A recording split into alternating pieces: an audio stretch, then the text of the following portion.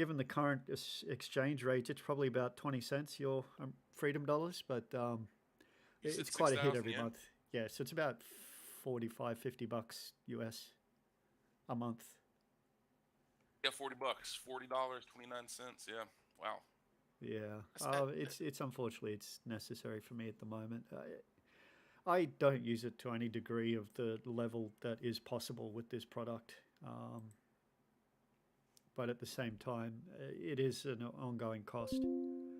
Affinity Publisher has come out recently, but I don't know how easy they are to use Adobe files with because a lot of the foreign, from a Japan perspective, obviously, foreign creators use the Adobe products.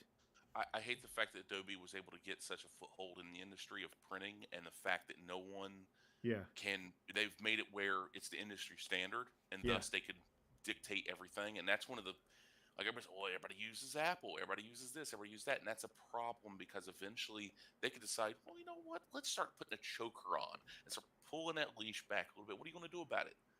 All the printers use it. This uses it. That uses yeah. it.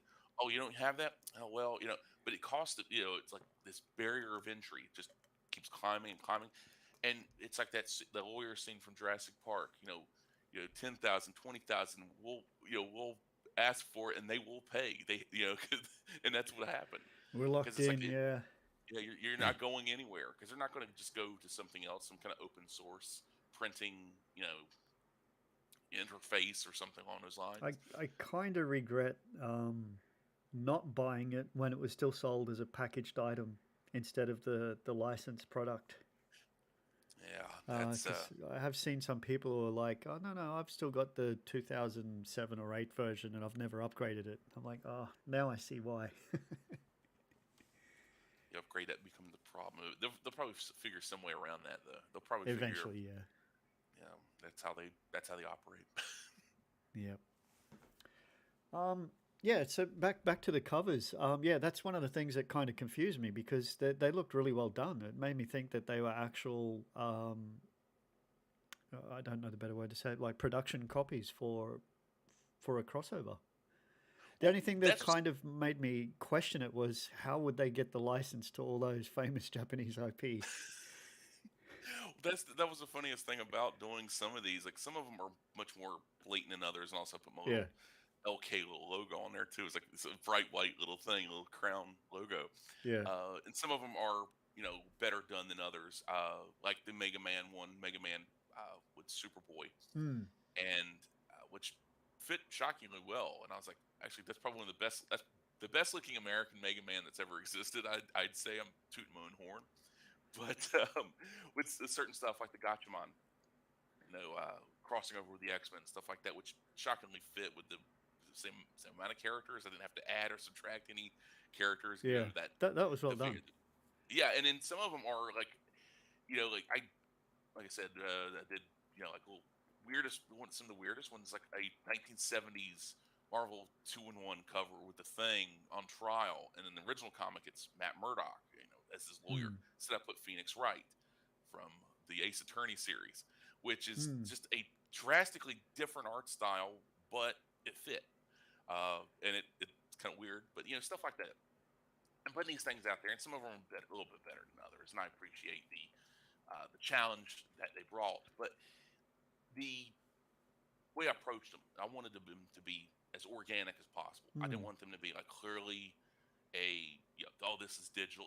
I've seen some people just do something like that, stuff similar to this, and they'll just slapdash, like modern art styles, and I'm having to replicate, Dave Cockrum's art style, or you know Adam Hughes or something like people like I do not draw like naturally.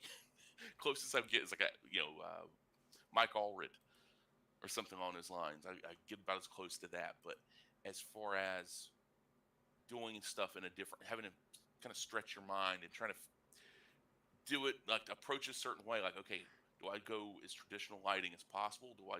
But that looks weird on this character, so maybe I tone it down a little bit. And like the way you approach it, and putting sometimes a Hmm. little bit more thought than you should, but it's a Oh, fun little sure. exercise. Like I said, it's a mental exercise to Yeah. get these things out there. It's really good. It also brings in a different way for people to come to know you and your comics as well.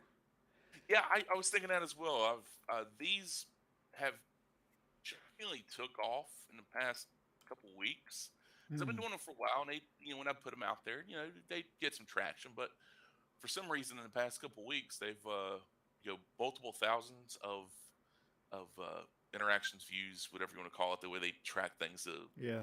analytics, which was I think one of them was like 50,000, which is like apparently it had gone quote unquote viral enough for people to Okay. like, hey, promote. Here's my Kickstarter comic, and I'm like, I've never used a hide reply button before. Let me I jump hid on your that reply. coattails. Yeah, yeah, exactly. And I was like, first off, you didn't say like at least you could have pulled a Kanye and like, hey, you're great, whatever, and then jump onto your thing. But you just like, oh, here's my comic, and I'm like, nope, hide reply.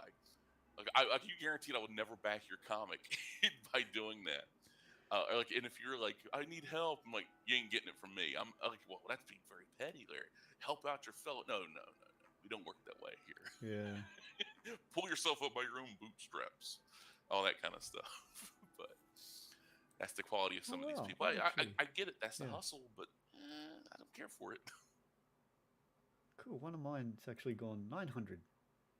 I think that's the most I've got for quite a while since Well, Twitter that's the thing. It's like became ad heavy. yeah, the ads. That's one of the things like I found that the worst thing you can do to your enemy is buy ads for them because pretty much everybody Exactly. blocks. Yeah. Yeah, it's like how do I destroy my enemy?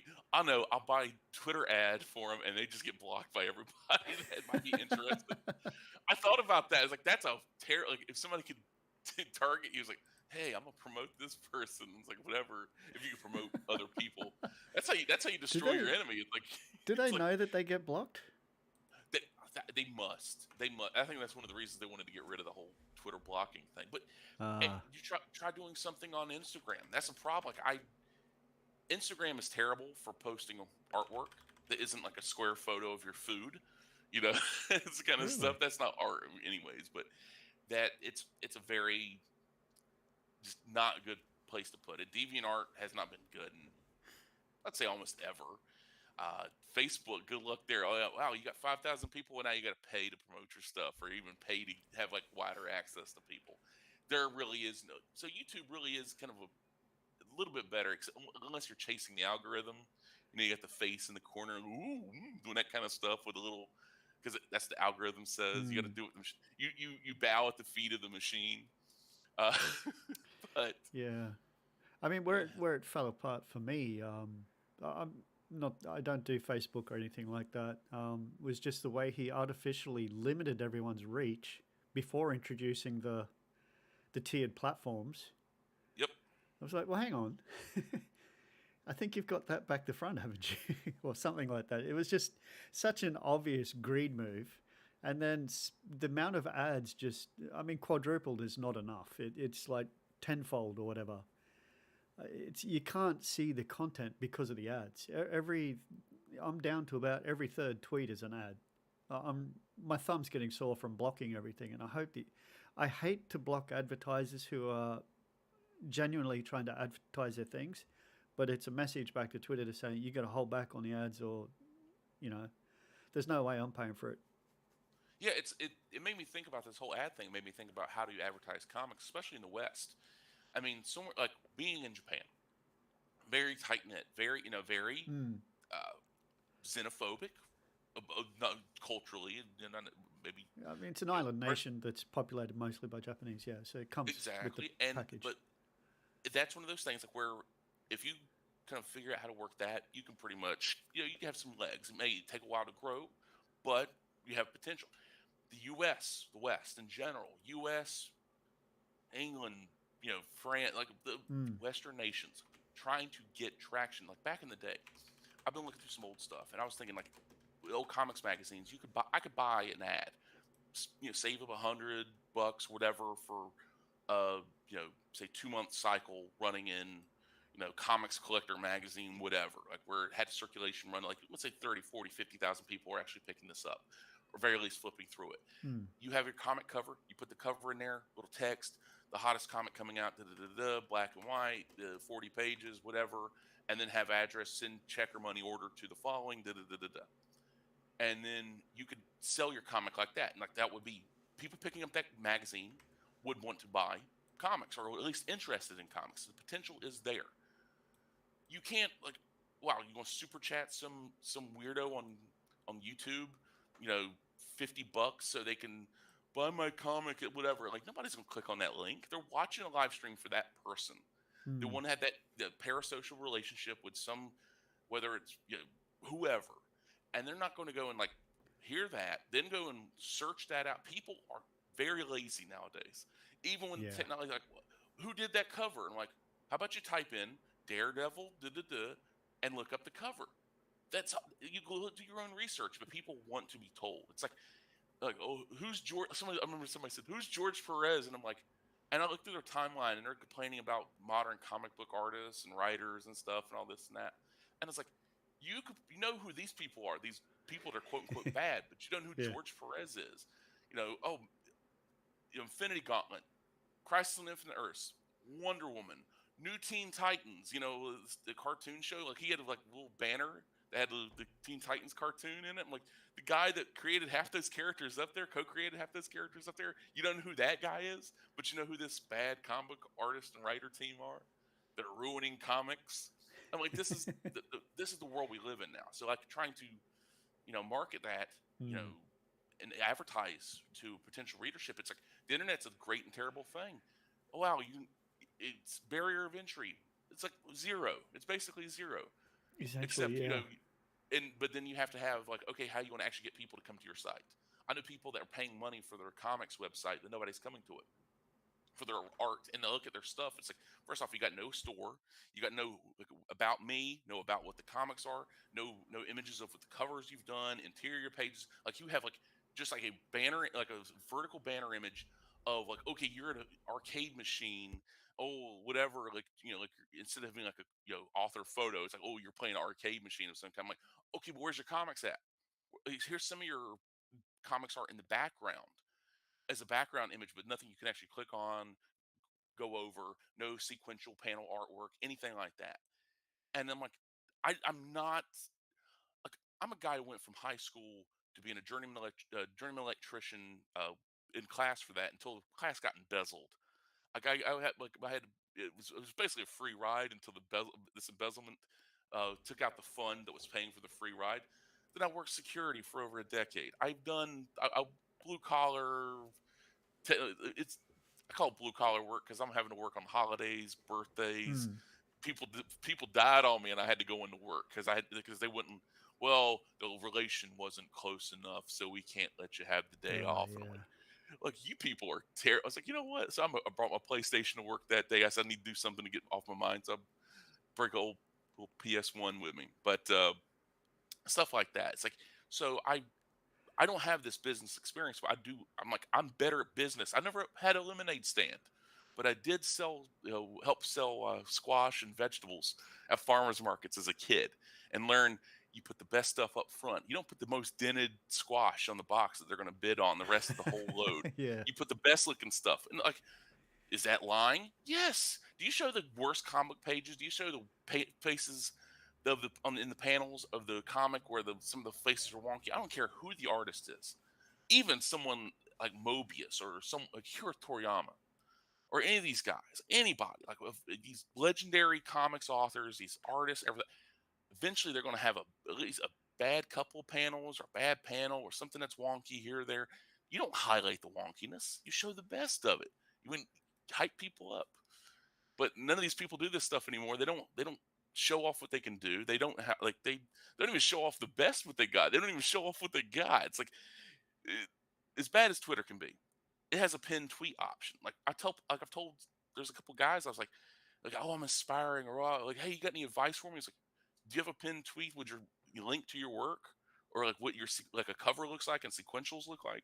Oh Mm. no, I don't. I was like, okay, I knew the answer to the question before I asked it, but it's like, do that if you like. This guy was one of these guys was like looking for work, like looking for to work with writers and stuff like that, and he wanted like, I was like, dude, it's like, I work with you, but I got no money to pay you right up front, and I'm not going to string you along.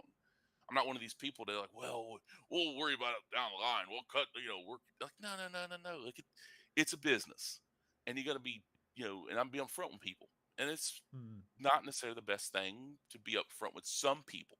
because I'm not saying like they lie to them, but I'm just like they can't handle like being like honest, like I don't think your sequentials are strong enough. I don't, and also like you can't turn your stuff on a regular basis. And I'm like, okay, like you're kind of a flake. So like, I don't want to work with you. Like it's like with the truth. You got to kind of sugarcoat it a little bit. It's like, well, I'm a little busy. I was like, what's the real truth? You're a flake, and I don't want to have anything to do with it. So, but it's one of those things. It's like it makes me look very poor in hindsight. But you know what? That's who I am. Unfortunately, that's like I've been called a jerk, and I was like, that you're being way too kind, calling me a jerk. So, Yeah. oh well. It, advertising, I found that extremely difficult, but I think that's more because I'm a niche of a niche here at the moment. Um, if you've got the money in Japan, it's very easy to just drop huge, ridiculous amounts of money on advertising and have it work for you. I will see if I can get this page up, but I don't know if it's overseas or not. But in Japan, they have what they call advertising trucks. So what they get is big trucks and the panels. It's kind of like the bus advertisements, the advertisements on the side of the bus, Okay. except instead of it being a bus, it's a truck, Oh, and panel it'll truck. have Yeah, a all the little. flashy LED lights, and it'll be have the speakers going off with some ditty or whatever it is. It's to do with the advertising that they're doing, um, and then they just drive around places like Shibuya, Not a bad where place all to do the it. people are congregating. It's the Shinjuku, Shibuya, and stuff like that. Apparently, it's quite effective. I'm not sure how effective it would be for comics, though. Well, I mean, you could, like if you have, if you know someone that could do a little bit of music, or you can get some kind of like the hottest comic to come out this year. 48 page this, 48 Yeah. pages, $5, whatever, da, da, da, da, da, weekly, whatever, and then have like five, like make it like kind of an earworm, like every 10 seconds, maybe have like a little, music in the background, like not necessarily go the no no no no no Batman Mm. kind of like tone, but like that That kind of actually might draw attention. that might draw like something in that vein where Yeah. it's like where people want to step away, like, but Batman, we got the Nolan movies and we got the patents and stuff, and I'm like, I know people that have not, if they ever read comics, it's been decades ago. Young people, like kids, even like I mean, there was a 7-year-old cousin of mine that was like knew about the Adam West Batman. I'm like, how? How do you know about this? And it's like I also knew about Freddy Krueger, which was weird too. But but it was seeing weird to see and having people I worked with, not a comic book people at all. They know the Mm. Adam West stuff. They know the Biff Bam Pow. They know none of the Batman. Same Bat Time, same Bat Channel. Stuff from decades ago. Like Wow. they didn't watch it first run. They weren't old enough. But reruns.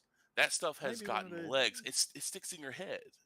Yeah, maybe one of the cable TVs is running it. When cable, oh, not cable, sorry, when satellite TV first came out here, one of the channels was doing a lot of the old English things, so I got to watch. I forget what it was called, but it was basically the TV show that gave birth to the games XCOM. So it was like a Oh, 50s or 60s. UFO. That's it. UFO. Yeah, it was actually called Yeah, UFO. Yeah. yeah. I think Jerry Anderson. I believe that's Jerry Anderson did Yeah. that. And a lot of those shows as well. So The I pink loved it. haired woman. Yeah, Mm. pink haired woman with the silver jumpsuit. Yeah, Yeah. I know why you know why you remember that. Same here, so you don't have to say it. Yeah. Um, but yeah, back to advertising. I've looked through YouTube. There's a small handful of channels that actually cover comics, and then an even smaller amount that are still actually active doing that. I don't do Facebook. I don't believe in paying Facebook money so that they can lure more money out of me with their algorithm based advertising. I know it's worked for other people and people that want to drop $10,000 on it, fine. If that works for you, good. $10,000, I could put, a whole host of new comics out there.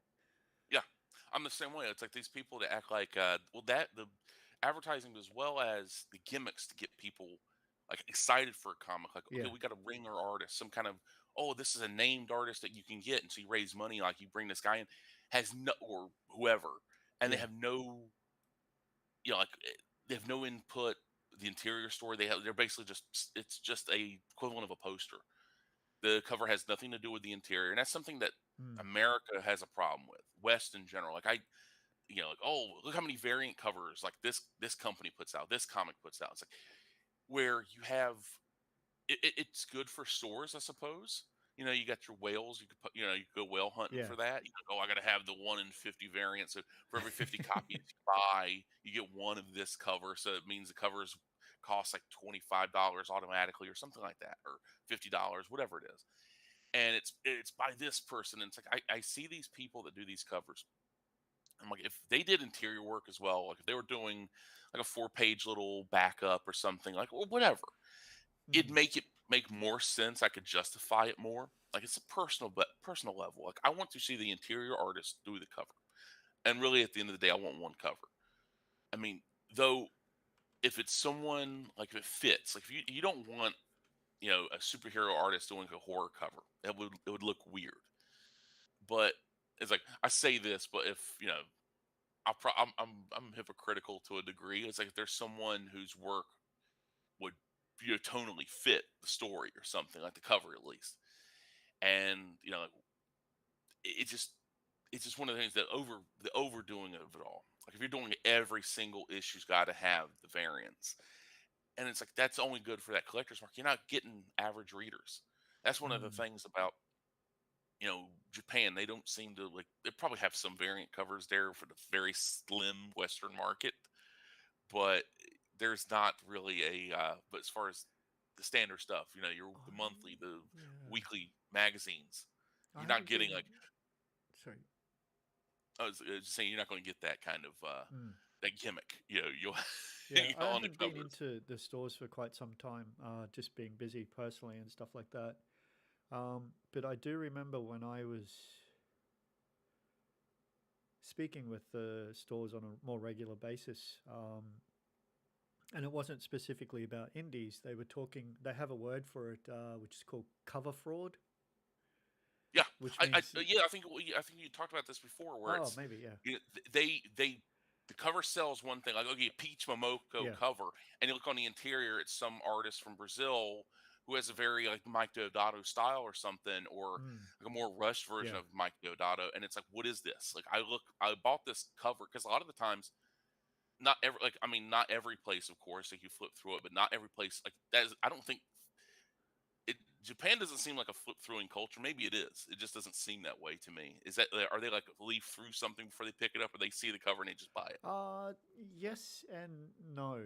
Um, Well, if it's bagged and boarded, you can't flip through it anyway. And American comics are usually yeah, bagged and boarded. some places they are bags, so that's the no part. Yes, in the sense that, excuse me.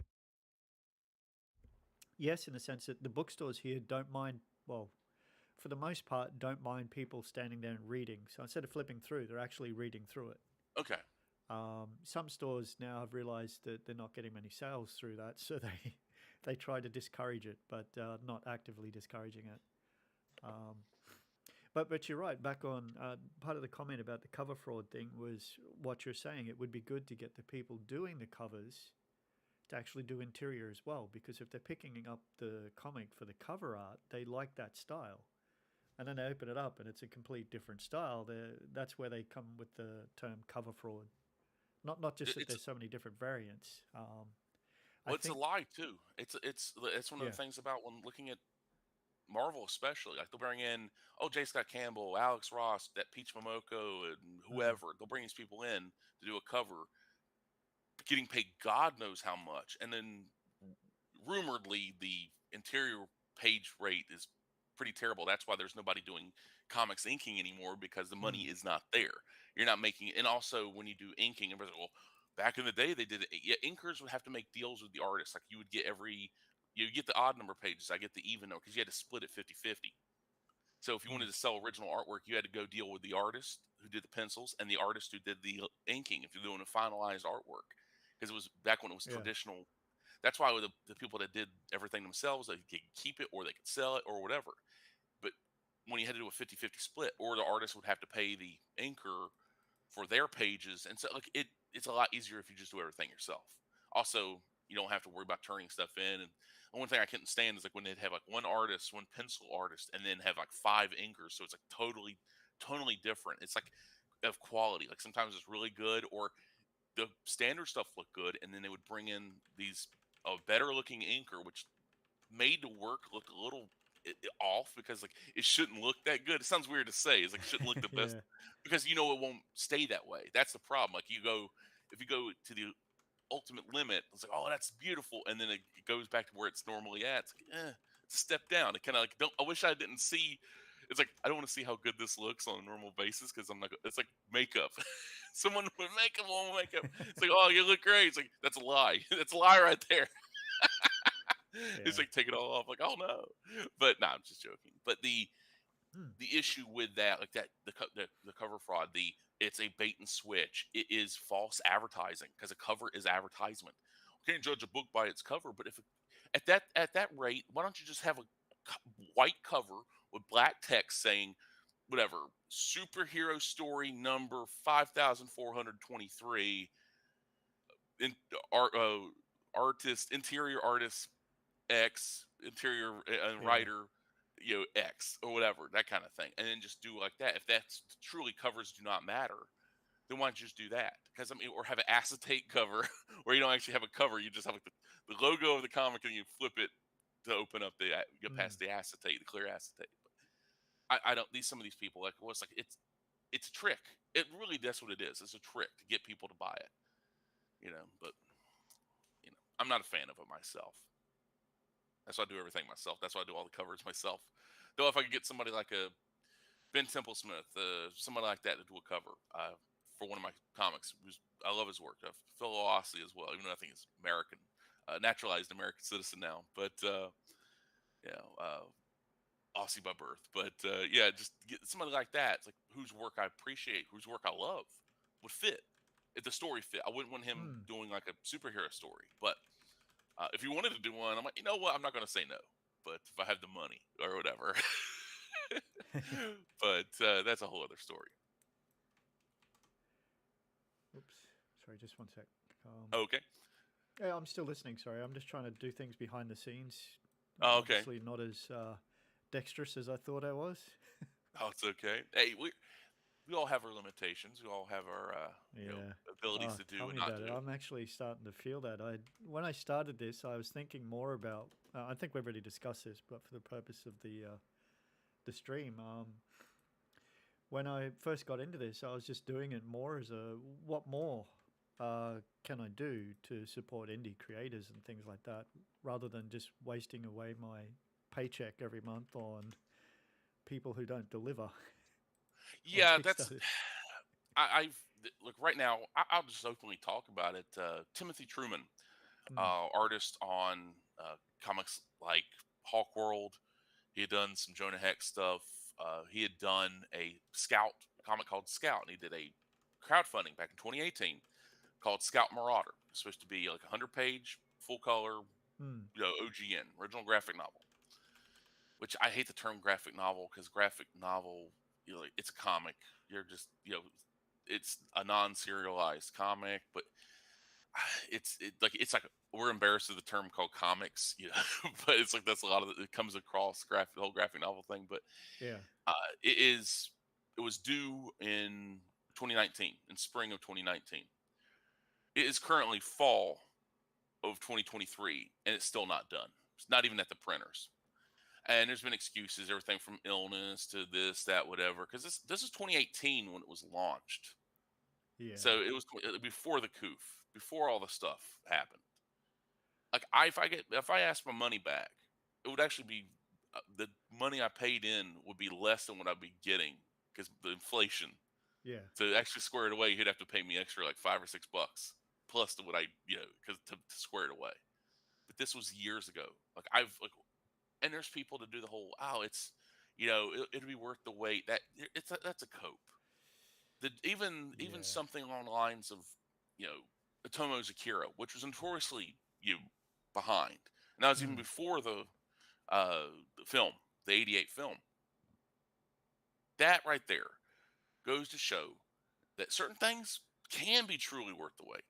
But when you're doing that much detail, even with multiple assistants behind the scenes, the likes of even Satoshi Kon, which I was like, I didn't realize that till like within the past year or two. It's like Satoshi Kon was one of his assistants.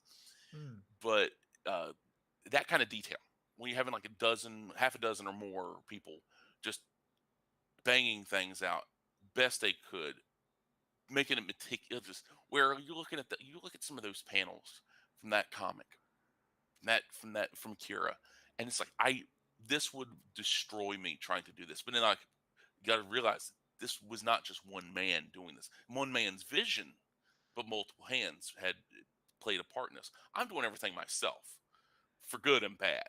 It would Yeah. be easier if I can get some other people to help me out. But then I have to worry about not only paying them a decent wage, paying them good rates, but having to put up with BS, because whether they're good people or not, BS will happen one way or another. It's just the law of averages. It's extremely likely, no matter how, like, well, we get along so great, and then something will come up. Oh, I'm sick. Oh, this thing didn't come in. Oh, I'm not in the right headspace right now. I'm like, okay, well, you.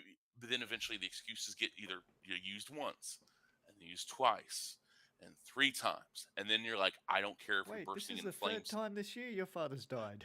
Exactly, that kind of stuff. It's like where you got like how many? It's like Death Wish. It's Yeah, like every bad thing that could happen to Paul Kersey does. It's like that kind of thing. It's like yeah, at that point you're not like, that's why I'm very cautious about who I work with, and and what capacity. If it's something like a one-off thing, okay, great. Like where I don't have to have I'm not on a timetable. Like, you turn it in when you can. But then they're like, okay, month goes by, 6 months go by, 2 years go by, and I'm like, all right, I'm gonna scratch you out as being a part of this project, especially if it's a long-term project. yeah. So it's like, but that's the cost of doing work with people, and I think that's a weird mentality, especially Western mentality, especially U.S. mentality, because I don't think that really happens in the Japanese side of making comics, or even the European side, which they're more lackadaisical in some ways, like a volume every year or two or whatever. Some of them are Hmm. much more often, like two times a year, 260-page comic albums a year for the European side of things, not the weekly UK stuff where it's like the 2000 AD deal, like 6 pages a week kind of thing or whatever, if it's a serialized story. But the American mentality, like American comics used to be 64 pages. Like sometimes they don't come out every other month, but 64 pages that you get value. And like that was 10 cents back then, which would be like less than $2 today. Full color too. That's the crazy thing. It was like these fat comics for such a low price. And now you're Yeah. paying $5 for 20 pages of story that's only part one of six of a bigger story that's not going to even Actually, be worthwhile because it doesn't have a true ending, because it just feeds into the next storyline and then the next and then the next. That's the downside about making comics in the modern world. It seems, dude. that's a good topic to transition to. Actually, the pricing of comics. I really don't follow that much that goes on in the West.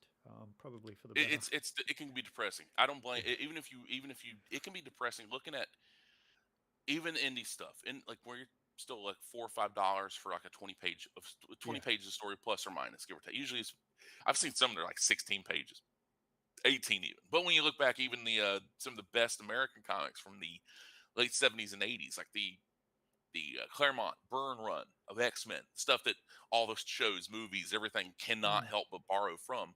Most of those stories, 17 pages.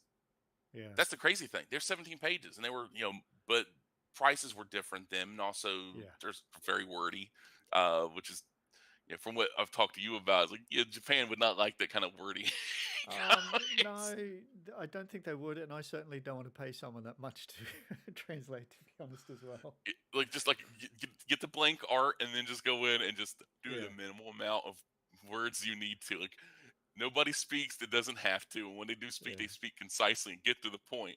That's what I love about the Japanese comics. They don't go on Brian Michael No, Bendis tangents where it's Japanese like comics text. are very visual based, which is great. Yeah, they're, you can read them silently. Like look at Lone Yeah, Wolf and Cub. You can read it. You might miss some of the more finer details, but you can just read that without having any knowledge. If you have just the Japanese volumes, I should have bought it when I had a chance. Somebody was selling like all of the Japanese volumes. It was like less than 300 or something. It was like it included shipping and everything. mm, I was tempted, and I was like, they're just gonna. they're just gonna like irritate me the fact they're not in English because I'm like, one or two volumes is one thing. What All they've of them, probably done is we have some secondhand bookstores here that basically buy people when they read their manga. There's some people do collect, um, but since these secondhand bookstores have come up, people would take them down and just sell them, and pick up another series that they want or something like that. So a lot of these secondhand bookstores have got the entire series there, and they'll have them fairly cheap comparatively, um, mhm. depending on the quality, of course. But even then, those stores I think have gotten pretty cheap on how much they'll actually pay for something. Um, I remember taking down, oh, bear with me, the the Star Wars, the original series, Star Wars, Return of Empire Strikes Back and Return of the Jedi on Laserdisc, Oh my the god! Like originals. My I you, how dare you? How we dare you had get rid of history? we had to move, and my wife didn't like my stereo system with the large speakers and the laser disc. So she's like, "Get rid of it all." And on that day, it was raining, so I had to carry the stereo in through the rain into the shop. They gave me, I think, 300 yen for the stereo system. That was about it was over $1,000 back then. Um, and then I got like 10 yen for each laser disc, and I'm like, my God, no. Oh, that's And now I painful look right back there. and go, oh my God, I could have sold them for probably thousands of dollars for them being the untouched Es- originals they were. Especially before the despecialized editions came Yeah, out, when people were really hurting for like original Star yeah, Wars, none of this added stuff, none of this. exactly. I mean, even Yeah, Lucas yeah. screwed up when he did the THX thing. No, it wasn't THX's sound, right? No, it was the special editions, the Yeah, yeah. '97 Like special suddenly, editions. Jabba's fortress is like crowded with people. Yeah, That it's was they. just overkill. That was, yeah. As I much as had we the trash on Disney, Lucas screwed up a bit too. I mean, I know he was playing with the technology, but yeah, no. it's one of those that whole mentality of art is never finished, it's only abandoned. No, Yeah, if you have that mentality, that's OCD kind of level stuff. You got to just yeah, walk away from certain things. I could go back and be touching up old comics and everything like that, and like, oh, I can fix this, fix that, and you'll never end. It will never end if you don't like just move on. Just yeah, move on. And that's what I during the height of the coof and everything in 2020, I went and picked up, found it for 15 bucks. It was the 1992 or 93. It's the VHS yeah, of the original trilogy of Star Wars, like the original trilogy on VHS and everything. This is like the last time, like, and they did keep the word. Those 30, it's been 30 years. They never released the untouched officially, the untouched editions. So it's kind of funny to see it on VHS yeah. and watch it on like Did, I made a kind of deal of it. But back to the comics pricing in America right now, the average prices range between $4 and $5 for roughly 20 mm, pages of comics. Usually it can be up to 24. It's 32 pages total usually, but a lot yeah, of that's like in-house ads or like what's somebody buying a comic going to be, buying like a Chrysler, having an ad for Chrysler in there, which is just weird or something like that. If they do yeah. have ads to begin with, there aren't I in-house ads. And Yeah, I feel for the comic stores here because they're essentially boutique import stores. So when they're picking up it's these not much comics, different though. That's the thing. It's not much different here in the states. Yeah, we got more people, but these are a lot of them are very boutique. They have they may have a client base, and they have a bigger mm, client base because there's, you get people set in a rut and everything like that. And a lot of these people will pick up comics that are terrible. They will admit they're bad, but they have to get that. They have to have that completionist thing. yeah, Oh, I already bought the first thing. I got to buy every X-Men comic, every Spider-Man comic, yeah, every Batman comic. Japan, I mean, I know they, people like they wear otaku here in the states like it's a badge of honor. No, that's you do not want to be that. That's that you do not want to be that.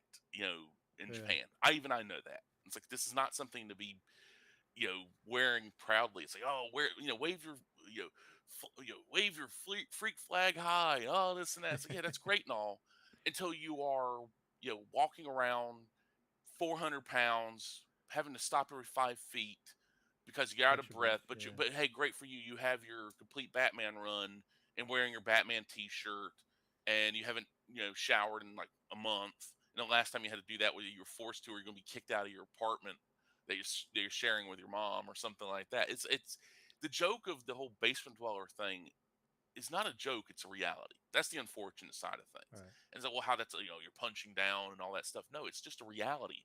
And a lot of these people, yeah, there's some of them that have, they got families, they have kids, this is just a hobby on the side. And hey, you know what? That's great.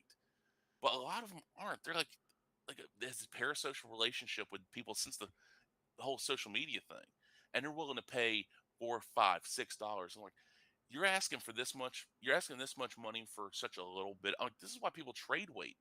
And Mm. this. I kind of wish we could just break the monthly cycle, the way American comics are at least, and then just go to like basically kind of a hybrid version of similar to what the magazine system is in Japan with the monthly magazines or even weekly. If Mm. you got somebody that can actually produce on a regular basis, you produce enough comics and keep up with that page rate, 20 pages, and without color, you lower your printing costs. Put it on cheap paper.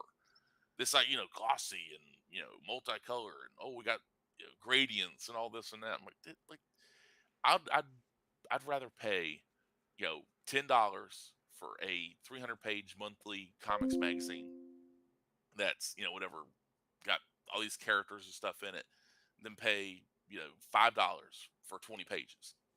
This is though I'm willing to pay that for if it's an independent Mm. indie creator. I'm willing to pay because I'm like that's coming from one person. It's not going to a corporation that they're going to have a breakdown and Exactly. you Yeah. know that's I can rationalize that. It's like I saw a comic. I think it's called Copra, Copra. Michael Fife, I believe, or Mikel, or I think it's Michael Fife. And I looked at it and it's like, if this was an indie comic and not published through Image, I would pay $5 for it, but I wouldn't pay $5 through to Image to publish it. It's like this looks like something indie comic, and that's not necessarily a disparaging thing. I just would not want to pay that price for something that has a Image logo on it. It's a weird mentality to have because I come from I kind of got into comics by doing the DIY photocopier. You make it on paper with pen and ink. You do your hand lettering, and you take it to a photocopier place, and you make the photocopies. You fold it, you cut it, you staple it, and you sell it by hand to hand transactions. Like, oh, here, hey, my name is Larry. Here, I make comics. Here you go, and that kind of thing. If you're interested, it's $1, $2, whatever. Or if you want it mailed to you, it's $4 to cover Yeah. the letter and everything like that. And I've done that. And I've shipped them all over the world, many smaller ones, bigger ones, every stuff like that. So I'm willing to give that stuff a shot. But when it comes Mm. to corporate, where it's this thing was put through Dropbox and it went through somebody at Image and they sent it off to uh, Canadian printers, and the Canadian printers using this recycled paper with this terrible stock and this ink that does stick to your hands sometimes. Even if you have the lowest bit of moisture or grease to your hands, it still sticks to it. And then you're asking $4 or $5 for this comic. No, no, I'm not playing that game. Yeah. But What I was going to say a bit earlier about that is $4 or $5 there, but for the stores here, they also have to pay for the import duty as yep, well. And then the wheat yen has been weak for the last couple of years, so they're paying up to, if you put it on a one-to-one basis there, they're paying up to about $10 for that one comic. And that's, you're talking about a small sector of readership out there that are into comics as well as manga or only into comics, and they're having to do $10 just for 24 pages. yeah, that's It's getting difficult for even the shops. well, my buddy Antonio down in Australia, he's got a problem. He's got a problem like that too. Like if he wants a comic, like it's like he'll like, hey, what'd you think about this? And I'm like, I tell him, like I'm like, hey, but my taste and yours, we don't always overlap when you agree, but because it costs $7, $8, like it's like double the cover price or whatever, like usually down there. So even there, even Australia, and Mm. so like it's and it just shipping stuff. Like I used to like you know send them stuff and everything like that, and you have to cover the import duties and fees or whatever that stuff on that end, which is just Yeah. dumb. It's like everybody wants they want their taste, they want their taste, but. that kind of just since everything just cost just skyrocketed, just getting across the seas and everything. So I mean, cost wise, it's like that's why I think indie comics can like stuff I've done. I did a comic Mm. called Root Tongue Adventures. It was a 84 page, black and white. It had three stories in it: sword and sorcery, action adventure, and very. It's goes from being somewhat comedic to being kind of grim at times. It's got some Yeah. grim stuff too, but it's balanced. I think it's got some pretty good balance to it, back and forth. It isn't just going from like haha goofy silly to most like depressing horrific thing ever. Mm. But that right there, I think, would be more flexible towards getting outside the U.S. than if you were to go through Marvel or DC or even Image, one of the Image books, like because their Image is just basically a clearinghouse, or like they're like one of those '90s clearinghouses for record companies, like whatever I'm blanking on the name right now, but yeah, that kind of thing. The Columbia House or whatever, that stuff. But Mm. with the comics, like getting them outside the U.S., I mean, like somebody like me, I do have a disadvantage of being a one man operation. I do have a disadvantage of doing everything myself, but I do have the advantage of I make the decisions, Exactly. and I Yeah. can. And they're so like, well, you don't have to check with this person. You got to check with legal. You got to check with this. You got to check with that. You got to check with licensing and marketing. You got to check with, oh, I got to talk to this. I got to talk to that. It's like, well, I can talk to. I speak for myself. Well, how is the artist feel? The artist is me, and the artist is fine. you Mm. know, it's like, what if we modify the artwork? Artist's not cool with that. Corporate might be like, well, we want to change this. Why you want to change it? Well, because we don't offend somebody. It's like, well, no, you don't offend people. People take offense. You can't give offense. You can only take it. Yeah. Like, and only the weak take it, because that's like, oh, this is horrible. Like, no, there's things you see all the time. Is like you choose to get angry or upset about. So it's like that's the way Exactly. I look at it. It's like I'm not changing my artwork to make somebody happy. So, well, this will kill the deal. Then, well, the deal's dead. Then have a good one. But Exactly. I'll come back to I'm that willing point. to I back just up. want to go back to where you were talking about comic store, the clientele that go to them. Not so much about the otaku thing because Japan is the birthplace of otaku anyway. Yeah. But Well, I the whole fanboy thing is like it goes back to the '60s. I mean, even the first Avengers comic, the whole Rick yeah Jones character in the group of that get the Avengers together because they're trying to contact was it Fantastic Four, and the signal gets messed with by Loki, and that's how he gets interrupted to Thor, and Thor comes in, and all this and that. They're basically that fanboy culture that's been American comics, for even yeah before the whole otaku had a word for, I guess you'd say, mm, even back to the '40s. People don't realize that there have been fan comics, like American fan comics, the fan comics community. I mean, Roy Thomas, one of the I know people like his work. I don't care for it. Roy Thomas, like, other than his Conan stuff, which is basically because it's an adaptation of Robert E. Howard stuff, so it's basically just yeah adapting already existing material. I'm not a, but he's like one of the OG fanboys. He's like he was the guy for the longest time. That mentality of like I know the lore is, I know what this, and that clientele of American comics is not too dissimilar from that. And I mean, being kind of disparaging a bit about the clientele being, the great unwashed masses that got to wear their comic book T-shirts everywhere they go, and like that kind of stuff. And I used to be like that. I used to be. That's one of the things I look back like, oh God, I stop that kind of stuff mm, because I was spending money on comics I wasn't enjoying. It's like, well, it'll eventually it'll be worth the wait, or it'll get better, and like it'll make everything, all these issues I bought and didn't enjoy, it'll finally make them all the pieces come together and connect. No, that didn't happen. That happened for multiple stuff, and I just started cutting that stuff out. It's like, if you're not yeah liking it, drop it. And a lot of these people can't. They can't cut the cord. They can't sever that tie, and the clientele, they'll just keep buying garbage. And then really comic book companies here in America, they are selling to the stores. They're not selling to individual customers. They don't. The survey system in Japan, like publishers, the whoever it is, they want to know, what do you like? If you rank here out of these 10 comics we have in this weekly magazine, these stories, and people say, well, it's manga. No, Japan and America make comics, but Japan's comics are manga, but not all mangas.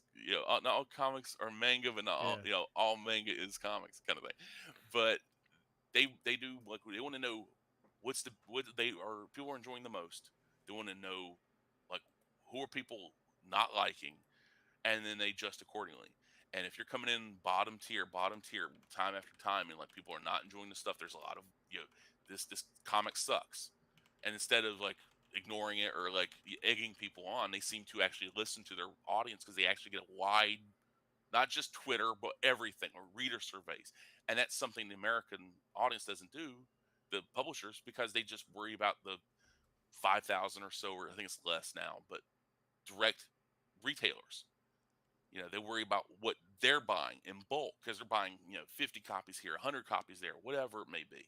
They're worrying about that, and the comic book services that buy it in bulk and then ship it to their individual customers.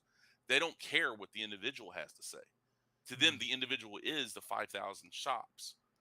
And that's a very bad system, in my opinion, because you don't actually have feedback. You don't have, there's, they don't really want to hear that because it's a, like I said, the industry is basically boutique at this point. Not just the stores, but the industry is as well.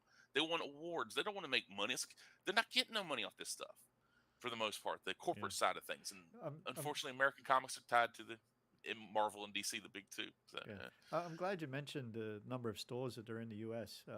Is it still around 5,000 or is it I less think now? it's less. Last time I Right. checked, but everything's it's been like I got to do a quick Google search and make Yeah. No, I but don't need an exact number. I think just for comparison's sake, and I shouldn't say I'm surprised.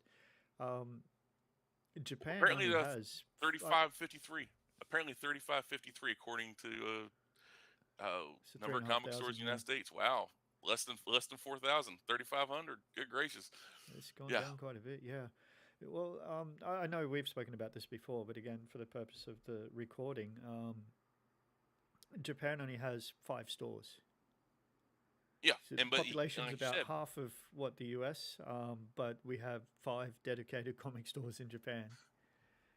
it's a different culture though. It's a completely different culture, and like you said before, the stores there, they have their specific clientele. It's like Mm, you said, it's boutique. They buy what they want to buy. They're not coming in and browsing and that kind of stuff. They may, but more likely they're just basically, the comic book stores are there as a formality because they're not necessarily there like, oh, we got a bunch of people coming in the store, oh, I gotta buy the next issue of Spider-Man or something. And it's like yeah. that, the news agent concept never left Japan, even in the age of digital, media, the age of, smartphones and tablets and what have you. The news agent still, from what I've seen, and I think you've confirmed that it still does exist. Even, you could go and pick up, even though more people are reading digitally now, but you can still go pick up, this week's copy of whatever, Yep. young, whatever. I don't know, or the Shonen Jump thing is what people ever call it because it's like, because that's what, so that actually was a success here, and the only reason they dropped it here in the states is because they were going digital, and it's like we don't have to worry about dealing with the American market. We just sell stuff digitally. Like Mm. they were doing great. Like they had to go back multiple print runs, like here in the states.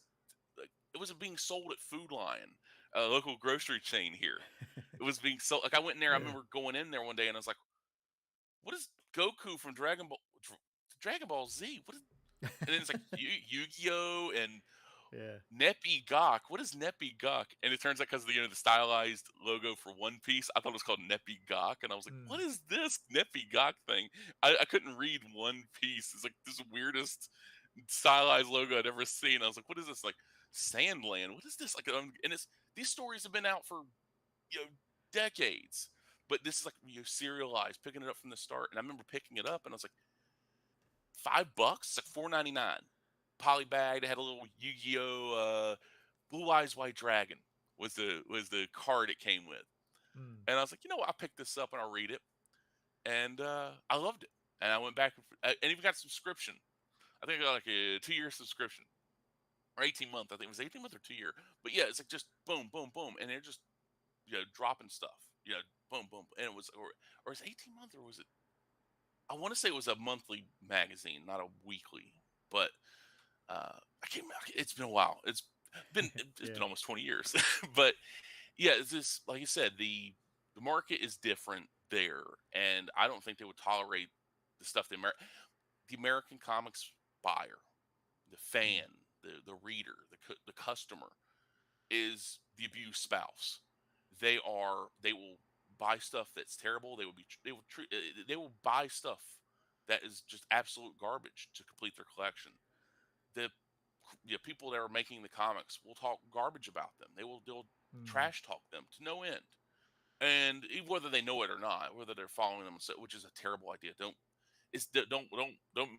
just don't. I don't want to know the sexual Right. desires and aspirations of comic book people. I don't want to know that. That's not my business. And also, it just makes me I can't get that out of my head. It's like someone's like if I learn certain information about certain people, I can't just forget it. It's Mm. like that kind of stuff. Is they share too much, or I don't even know they have terrible taste in movies and music.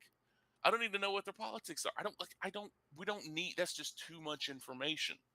And it's like, well, separate the art from the artist. Like at one point, you can't. I can't, at least. It's like, I can't. Yeah. I don't give money to someone that's gonna say, hey, I'm gonna take 50% of what I profits, and it's gonna go towards whatever some kind of organization doing some stuff I don't really like one way or another. It's like I don't want. So that means my money is going towards benefiting something. You could think that may happen, whatever. But when they confirm it, it's a whole other thing.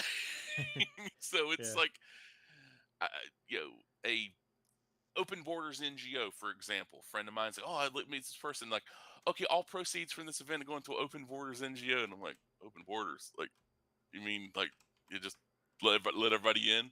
Th- There's no such thing as illegal. I'm like, and this friend of mine's like, okay, I got that this guy was kind of left leaning, but I don't want now. I know that my money's going towards that. I can't be supporting this person, Yeah. and it's I like it that happens. But yeah.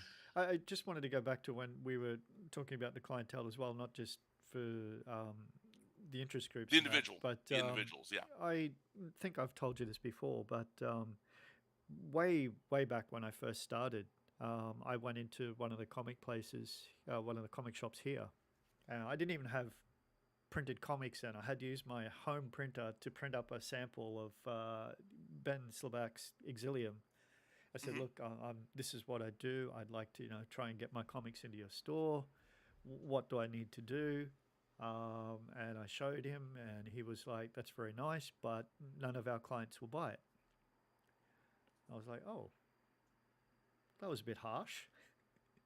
But over the years of dealing with them, I have seen that very clearly. He wasn't being harsh; he was just being truthful. I don't know whether it's because it's a location thing or whether it's a staff thing. Because all the comic stores they import from the US, they all use previews to decide which comics they're importing, etc., to build up the orders and things like that. But each store will have their distinct clientele. These people will only shop at this store. Those people only shop at that store. I can't really speak for Osaka because I don't get out there often enough to talk to them, but I would assume the same, although that's probably more location based.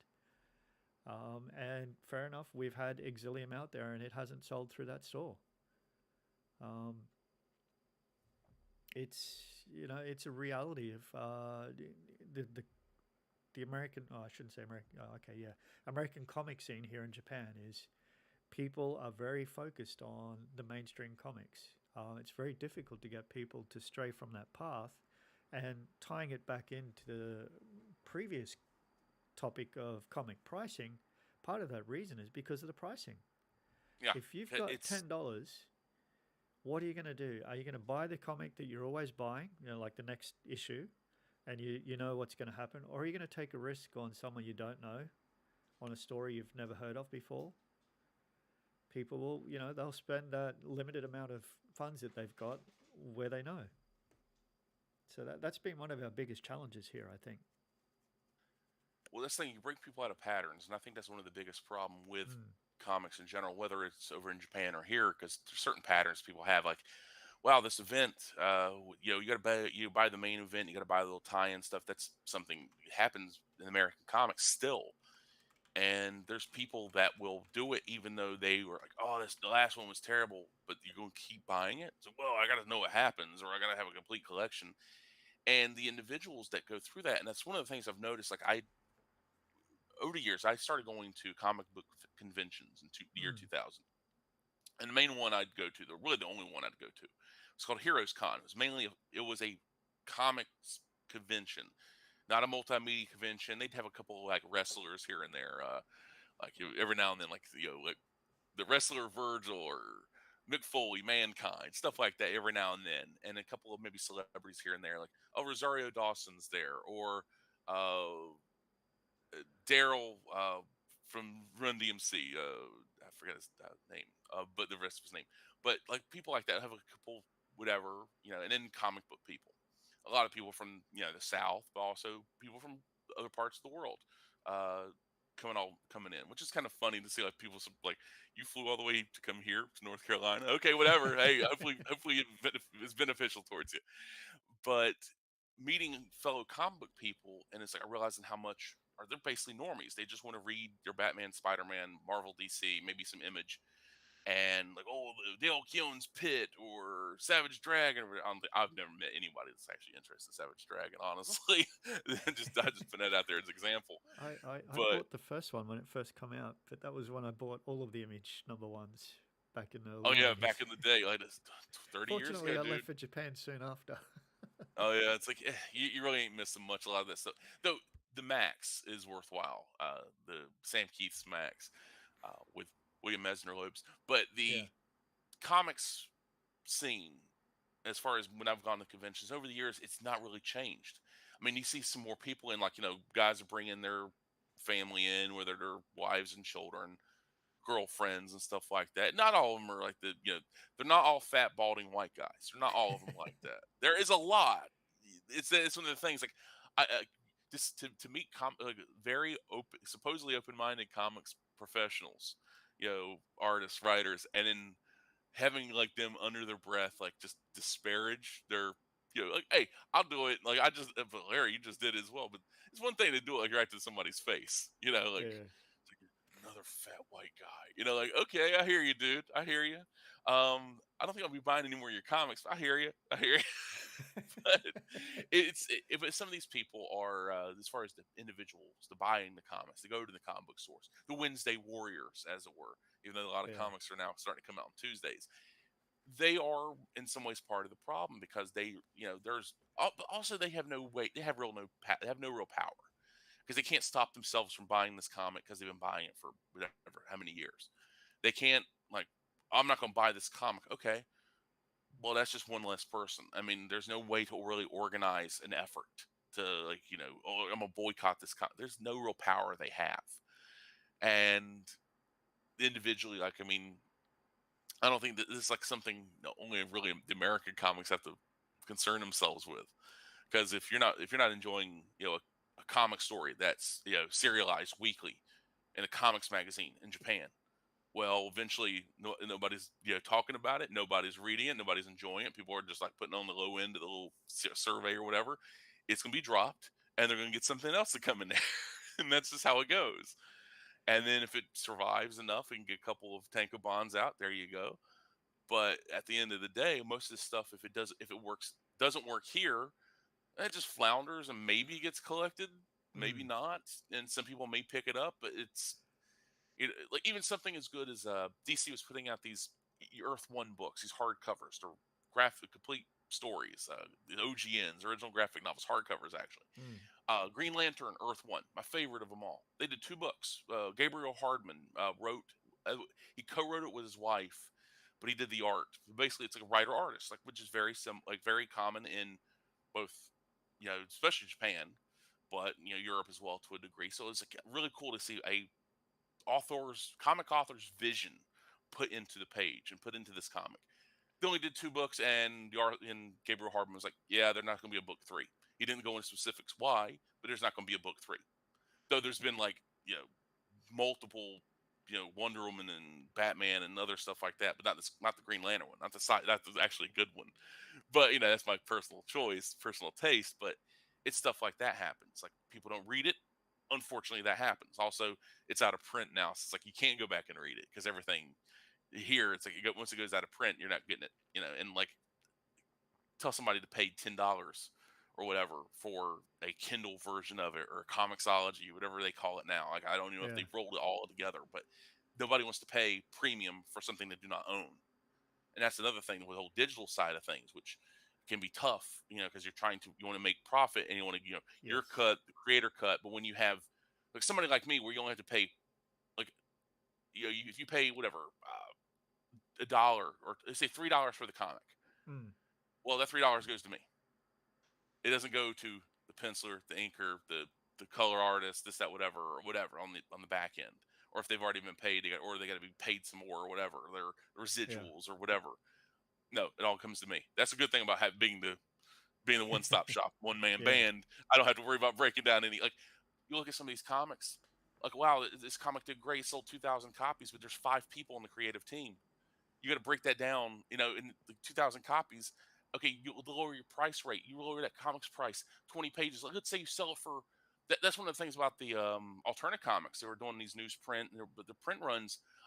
Some of them, I think the lowest I saw was like I think around 2,000 copies That's for nice. one of them. This is back when which isn't a great number, but that's one of the lower ones. Best when they were still tracking the openly tracking like how many comics sold. But that's through one direct market. I know Smetty over Alterna was doing the direct sales and some other stuff, and like kind of I think did some kind of subscription service kind of deal too. And there's also Sorry. uh, What is direct sales? Is that direct oh, that's via through like him comic or? stores.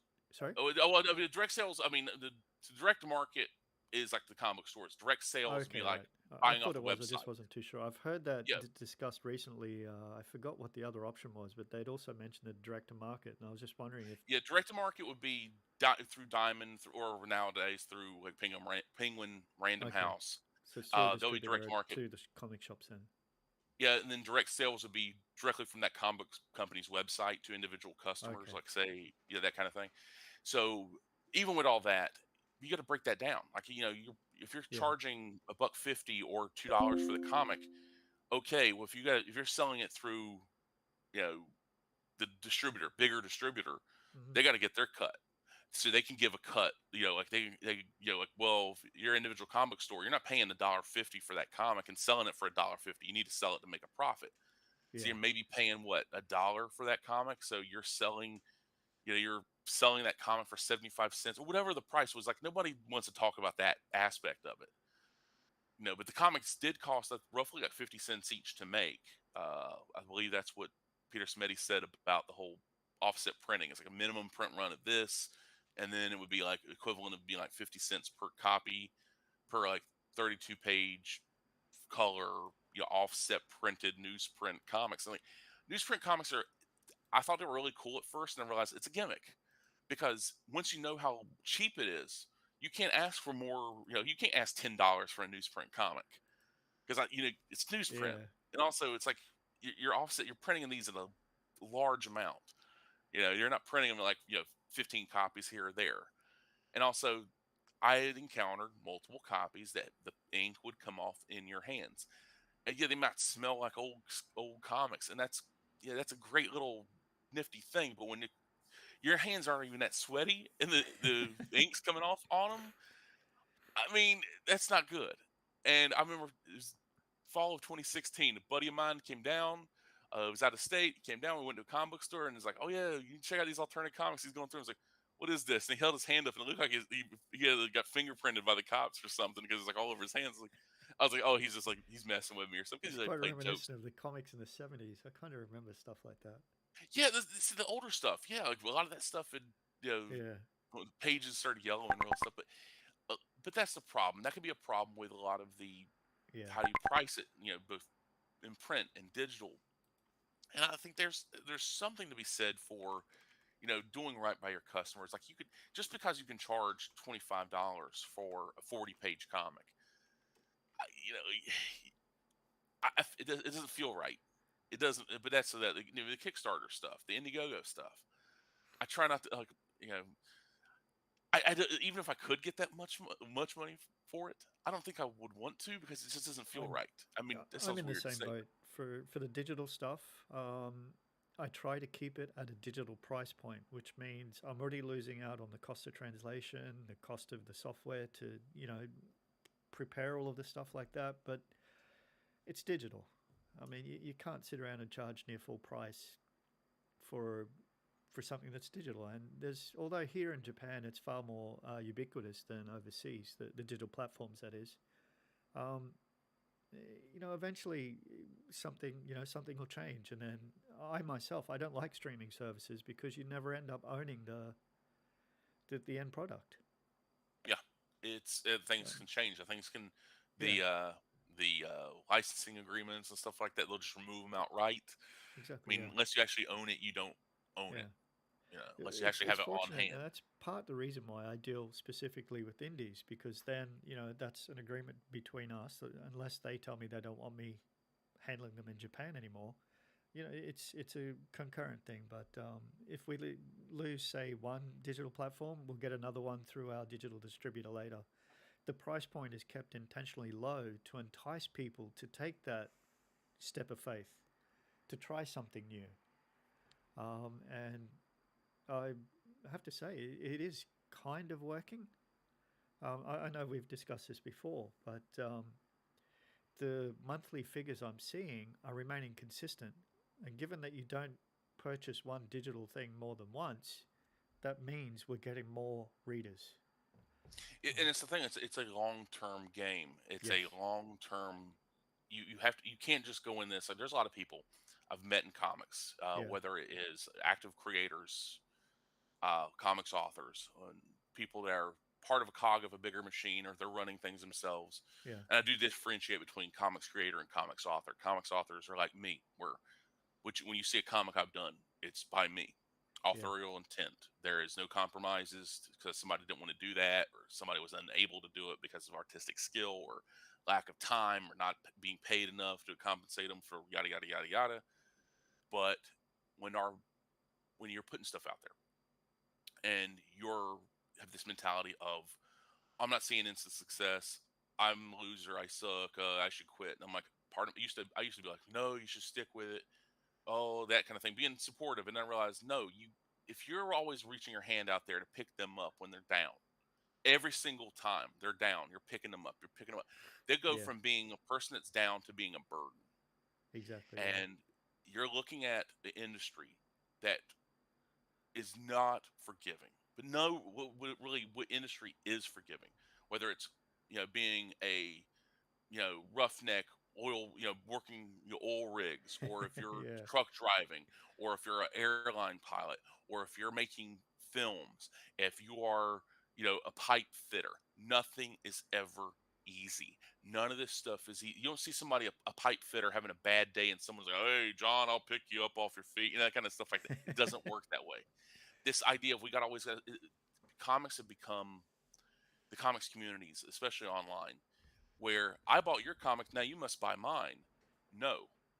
If I like your comic, if it looks good, if it's a complete story, if it or you have like if you or if I trust you enough to think that you will actually deliver everything.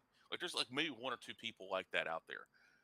Josh Howard, who did a comic called Dead at 17, he's currently doing a comic called T Bird and Mm. Throttle. Uh, the first couple books of T Bird and Throttle were individual issues. There were 60 pages each, but he was doing everything himself. His work, I trust him and I trust his work. I trust his creative vision. He is a true comics author. I trusted him. I'm not trusting random person who did a flashy cover and he's got a bunch of people doing variant covers to do this Yeah. comic.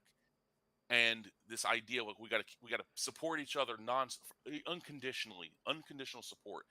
It goes from being like at the end of the day, like if I'm at a convention and I see someone comes to my table, hey, I really like your comic or whatever. I've only done one comic quote unquote convention. It was a zine fest. It was a weird time. But if I was at, I would like, hey, this person over here I know. Go if you like, you check out their table. You might find a comic you like and everything like that. They do good comics. I would support in that way.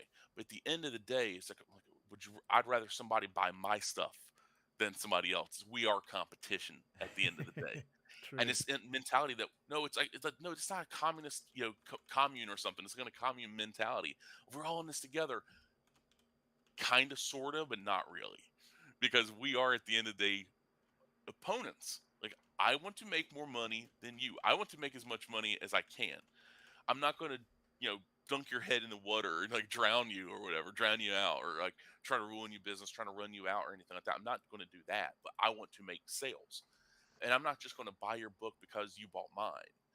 Like I actually did that in the past and I regretted it every single time. So that's why I don't do it no more. Because I got to the point where I was like, man, this guy's going through a hard time. Oh, he's living out of his car. Oh, he's doing this, that, whatever. He's sleeping in the back room of his work and all this and that. So you felt bad for somebody. It's like, oh, he supported you and he did, you know, he promoted your comics. Like, okay, I felt bad. And like, let me buy this comic. And it was absolute garbage when it eventually Mm. did show up. And it was like 6 months past the, hey, it's going to be another 2 more months. So it's 8 months late. Just So it's happened multiple yeah, times. So D- yeah, just stepping past the non-deliveries that seem to be prolific. Sorry, I'm having a bad English day. Quite a lot happening quite prolific, a lot in prolific, that's the yeah, word, prolific, prolific. yeah. I was close. It's like, okay. It's been a long week. Well, Um, proliferated, prolific, it's same thing. yeah. Same thing. Uh, Do you think crowdfunding as a function or as a service? Do you think that's hurting indies? It's hurting some of them. And Yeah. honestly, it's also hurting a lot of people that are very incompetent. And there's way too many people that are incompetent. Like, I've only done one crowdfunding campaign for a Gemini Jump. Mm. And Gemini Jump is actually, it's in the vein of Sliders, Quantum Leap, I guess you could say action. It's action and adventure stories through Uh huh. multiple worlds, uh, and starring two girls, Liz and Betty. One's more tough, one's more bookworm, and they end up, this story in particular, they're saving a dying people. They and one does not want to help the dying people, but it's like it's kind of one of those, you know, roped into it, and so we got to help these dying people. And there's people that don't want these dying people to be helped, and they Mm. encounter everything from giant robots to totalitarian police forces and threats of that nature. And it's 48 pages, black and white. I did it all myself, but I did that comic. I had everything done before the campaign went live. I had the comics printed before the campaign went live. We were shipping like the following week after the campaign went live and was completely funded within 2 hours. It's like actually no, it's funded in the first hour. It was Yeah. completely funded in the first hour, and so we started shipping it out, That and it got is some part of, customers. you've hit on part of the point that I was kind of implying with that question.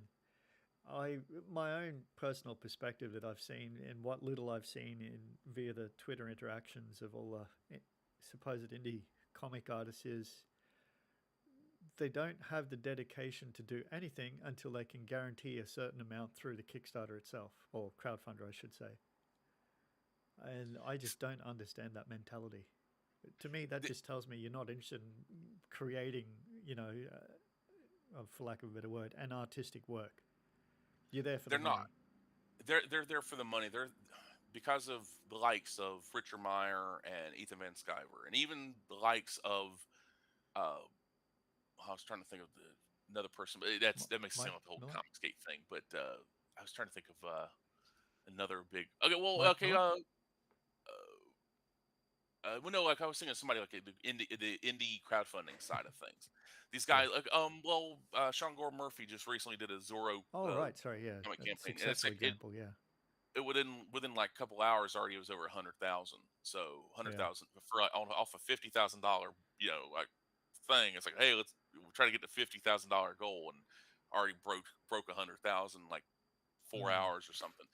But that kind of, they see that and they want to achieve the money goal. They don't actually want to make comics, they want to make money. And it's like exactly. it takes a lot of money to make, takes a lot of skill and money and time to make film, video games, comics.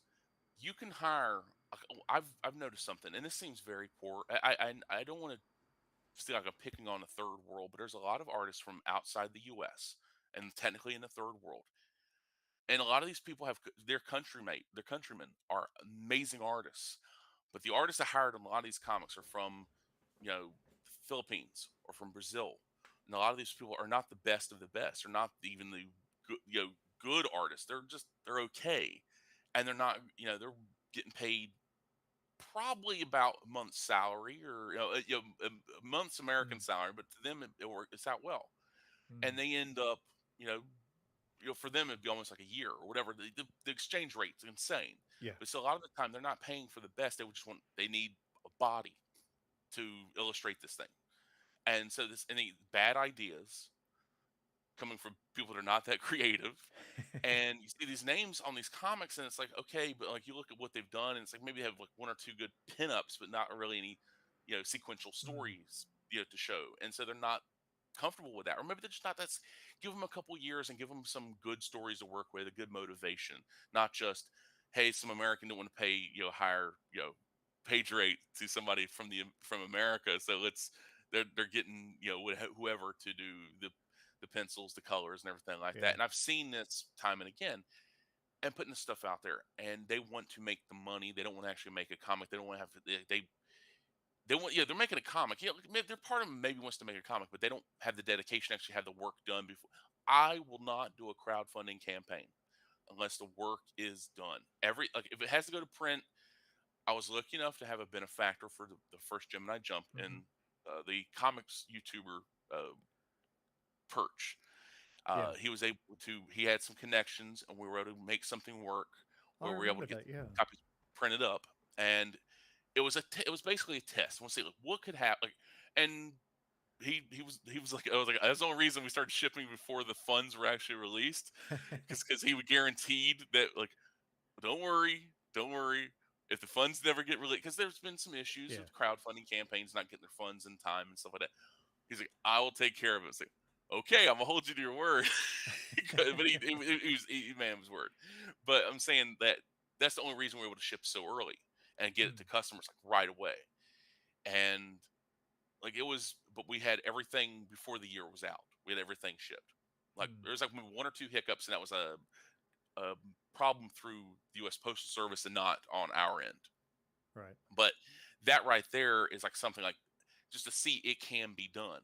Mm. And that right there is like having that work done ahead of time. That's something I like.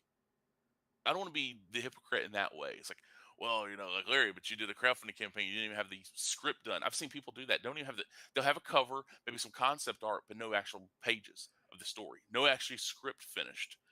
And they'll have like some BS line in the campaign. It's like, oh, I've had this story with me for a decade. And like, well, if you did, why didn't you have a script done? Why Yeah. didn't you have it finished? Like, why Show didn't you some have the script pages. pages? Yeah. It's like that. That's that Red Rooster comics is the same way. Like that, the Brightwiser's like, oh, I've been wanting to do this story for a decade, and then after the campaign closed and everything, I knew something was up when I first backed it. And I was like, I'm gonna regret this, ain't I? And of course I did. It's like my gut told me, like my brain didn't think of my Yeah. everything My else. spider Something. senses tingled, and I was like, yeah, no, there's just Well, I don't know what it that is. Lady Must Alchemy. I'm not going. I think That by then I was ripped off so much with. Well, I well, shouldn't say ripped off, after but that, I knew that yeah. Lady Alchemy comic was going to be a nightmare, because I was like, something ain't right about this. Of course, it eventually came out like last year, or this year, or something. Totally different art team. There's some lawsuits with the original art team, this and that, whatever. Yeah. But if you paid money back in 2018, you did not get what you paid for. So Yeah. it's just how these stuff work. I You think get burned people have. enough, you know. I think people have taken the definition of a crowdfunder far too literally. It's not Well, you don't start until you get the money. It's you should have at least some base there, but you need that extra money to kick you over the goal. A you lot have of to. people I aren't look at it starting this way. until they get, well, the promise of the money, I should say. I look at it this way: if you do not believe in it enough to put your own money into it, that your own time, squirreling it away. I know Yeah. people that they work full time jobs, 40 plus hours a week. They barely have enough time for their own thoughts, but they put in a panel here, a panel there, and eventually Yeah. it adds up. And they got like a half a dozen pages or more. They got a cover. They have, a vision.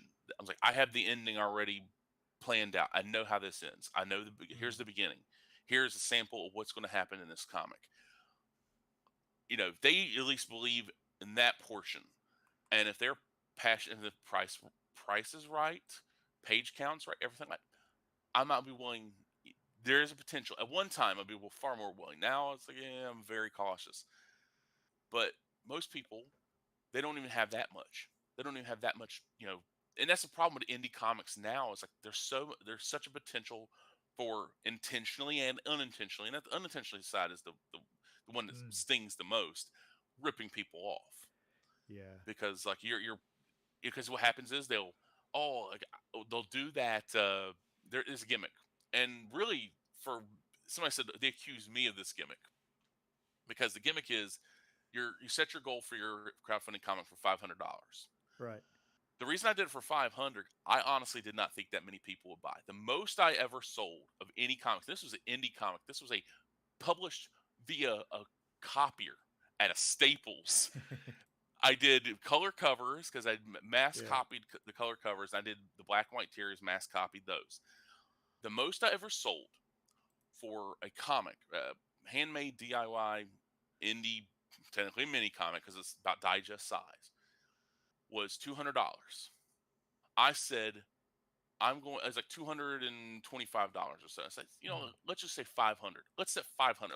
Like, if I get 500, I'm gonna be happy. If I get more than 500, I'll be very happy. If I get less after a month, okay, I'll retool. I'll take the hit. It may sting, but I'll learn from my mistakes and do better next time. yeah. Because learning, but then I we think there is an we hit important it off. point in there that you did mention that some people, obviously, they're not intentionally doing this for any nefarious reasons. They're new to having to project manage. They're new to having to deliver a product, etc. I shouldn't call comics product, but generally speaking, Yeah. it can be understandable, and it is a very steep learning curve.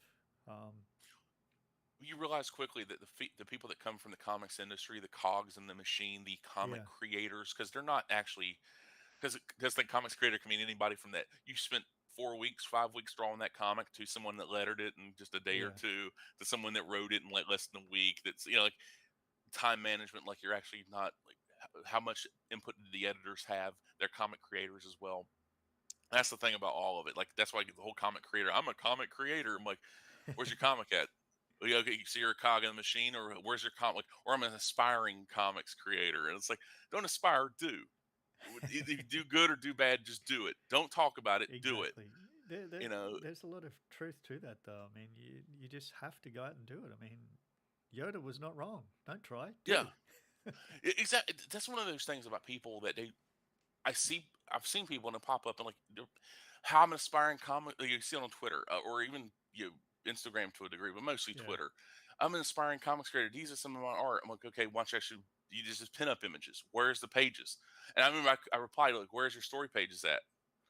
Like I didn't, but in tone wise, it looks like, "Hey, idiot, where's your story pages? yeah, You ain't comics, ain't just pinups." Like that people took it that way, and I was like, you know what? Let them take it the way they want, because it's like that right there. Where are the pages? Like that's just where are your pages at? mm, You know, you can't come up with like, well, I don't have. Somebody said, well, maybe he doesn't have a script, and I'm like, you could come up with a story. Spider-Man sees a guy running across, a street. He's on the yeah, rooftop. He swings down. He grabs the guy, and and then like you see him webbed up outside of on a mm, street lamp outside of a police station or something. There you go. That's one panel. That's one page. I mean, one page you can do 6 panels tops, or more, depending on how much action you want to yeah. show, depending on whatever you want to do. It doesn't. There's no excuses for this stuff. It doesn't take the greatest comics writer of all time to come up with this stuff. Uh, Perhaps This is that's that. a lot of people. They're just trying to be perfectionists when they probably shouldn't be. Like, if they thought of something like that, then they would probably be worried about criticisms of using Spider-Man if they're, a self-established artist or something like that.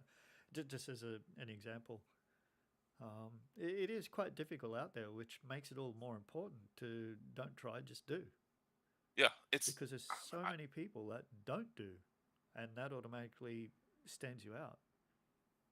So that's the thing. It's like I'd rather do, an established character than talk about doing something like, well, I want to do Yeah. this, I want to do that. I'm like, I've done stuff. I've looked back at it, and said, oh, that's terrible. But I learn from those things. I've learned from those mistakes. I've learned from those pages. I've learned what works, what doesn't. Like panel was not dynamic enough, did not look good enough. The story was very clunky. If it Mm. flowed at all, it flowed very clunkily. And I look at these things and instead of being like just oblivious to like, oh, I did nothing wrong. I'm perfect. No, I recognize when things are not good and learn, okay, how can I do better for this one? How can I do better for that one? Okay, I did good on this. Okay, take that, carry it on, and polish it up or whatever. I realized I'm not good at doing a lot of action. I did an action comic just so I could, like, a true action comic, Yeah. fighting, choreography and everything like that. And it's like other people are great at it. I mean, Toriyama, for example, guy that did Baki the Grappler. I forgot his Mm. name. But like that. Udon's Street Fighter comics, for example, beautiful, Yeah. beautiful stuff. Great send up and great companions towards the video games. I am not those people. You want body horror, you want things cut in half, you want viscera, you want gore, you want grit and grime, you want weird imagery, you want your monster men talking to like beat up girlfriends that aren't theirs, but it's like Yeah. that kind of stuff. That sort of story I would fit could, in well with Japan, I think. the monster men beat up girlfriends. Oh, the sword up bodies and everything like that. that There is an well, element of the entertainment sector that really go for horror. that's the thing. It's like I try to let my stuff, like, the more serious I try to make like, I find my comics have sometimes a little too much comedy in them, and I kind of hated how much comedy is infused in everything. And like in some ways, I kind of wish I could do grim dark, like true grim dark stuff, just like Yeah. brutal, that kind of stuff. But then that even eventually becomes comedic. That's the thing about, like, oh, if you're too serious, it becomes very comedic. It's I look at it that way. I mean, it's this Yeah. weird way, but I think there's something. No, the horror. I mean, horror comics are why the comics industry is so terrible here in the states, because horror comics were doing so much better than the garbage that everybody else is producing. And what happens? Nobody cared about superheroes in the early '50s. Mm. I mean, like the TV shows, like the Superman TV show, the George Reeve stuff, people might like that, but nobody was really like, superhero comics were not. There were sci-fi, there was western, Yeah. crime and horror, especially horror. Tales from the Crypt, the Crypt Keeper stuff, the EC comics, the Vault of Horror and all that, and all the other copies. There's far more gruesome horror comics out there other than EC. People forget about that stuff. But eventually, the industry got together. Oh, the feds they'll censor us. Like, that's a First Amendment case if I ever heard one. The Yeah. feds can't tell you what you can't publish. That's a First Amendment thing. But of course, like everything else back then, they just towed the line. So of Mm. course they self-censored, just like the ESRB with the video games. Well, because Yeah. it's not okay to show a scorpion or Sub-Zero ripping out someone's spine, but it's okay for a few years prior to show gun cam footage and bombs and first person views of Gulf War happening and show Yeah. people clearly dying. It's okay for that, but it's not okay for video. Oh, give me a break, Yeah. But that's I'm that kind of extremist when it comes to that kind of Yeah. speech, and of that kind, and non censorious content. But Yeah. yeah, I I just want to, sorry, go back a little bit and close off the crowdfunding part of thing with the US versus Japan crowdfunding. The US crowdfunding seems to be far more open and set up, especially as we talked about, to help bootstrap people get up. Japan is similar, but Japan is always Japanifying everything. um, there it is. I have noticed over the years there are a lot more independent creators, more on the manga side of things, obviously, that are going to crowdfunding here and are having far more success. I failed my first attempt. I didn't really fail it. I just pulled out and went, "Nah, this is too much hassle." Because I had my first print run there. I had some extra content, not content, sorry. I had some extra comics from the print left over from after, handing some out to the shops.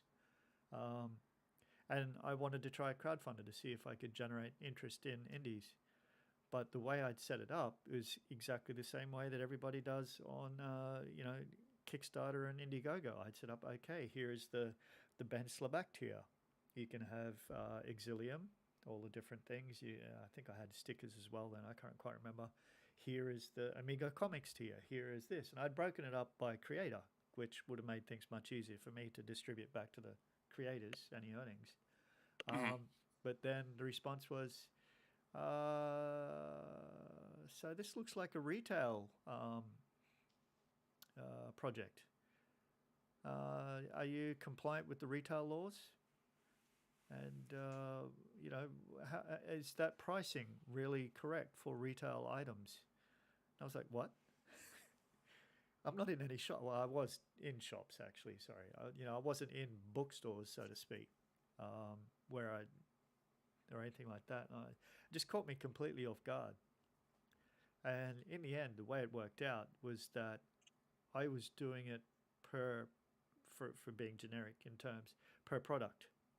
What I should have done was put things at monetary value, which is still similar to the way crowdfunding is overseas, but the focus is more on if you donate this much, this is what you get,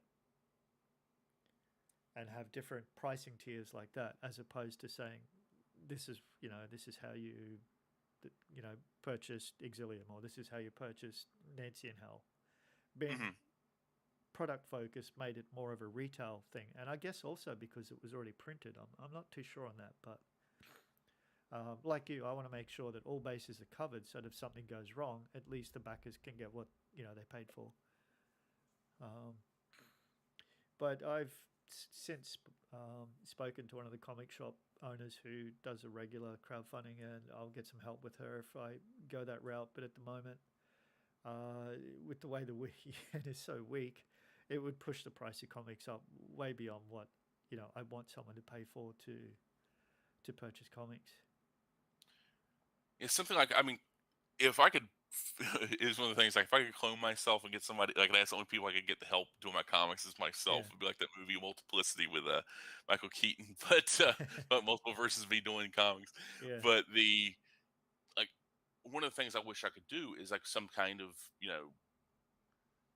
you call it an anthology, it would basically be like equivalent of 2000 AD or one of the weekly or monthly magazines, comics magazines, like 100 pages plus of just stories, some one shots done in ones and some serialized. And to incentivize buying the next issue, because like, okay, you'll get like, let's say 50-50, like 50 serialized and 50 done in one stories. I think that right there would be a good, but you can't, it's hard to do that for a bunch of independent creators, uh mm, comics authors, whether across the world with different, like how do you break that down? It's like, well, people came here for this and then you have to worry about doing kind of and getting responses for any kind of surveys, like what comic did you enjoy the most, whatever, that kind yeah, of thing. And it's a very tough to do that kind of stuff, especially when you got multiple, you know, you know, this person, that person, that person, that person, U.S., Spain, Canada, yeah. Australia, whoever, all over the place, and it's just so many spinning plates, so many, and it's just, and it could be. I could understand how stressful it could be, but eventually, when you do kind of figure it out, kind of crack it, make it work for you, There is the benefits start paying off. back when I first looked into it, there is actually a company that is doing extremely successful crowdfunding campaigns, and that's Gumma. They're one of the, I think, they're not the first, but they were certainly one of the first group of digital platforms out there. And what they do is, and part of their, I guess you could say, PR for their platform is, they will allow people to put their comics on. I don't know what sort of rates or whatever they've got or anything like that, or whether they have to sell X amount before they get a cut of advertising revenue or anything like that. Whatever that is, that's put that to the side. But basically, what they do is, being the platform, they already have the readership there, the customer base. They then Hmm. take the popular manga and then they turn that into a crowdfunding campaign. And that's the way that these people get the printed versions, or a way, I should say, not the way, but a way that the readers can get a physical copy of the particular manga that they like and support the creators at the same time. And every campaign they do that I've seen has been quite successful. It's quite inspiring, but a lot of work.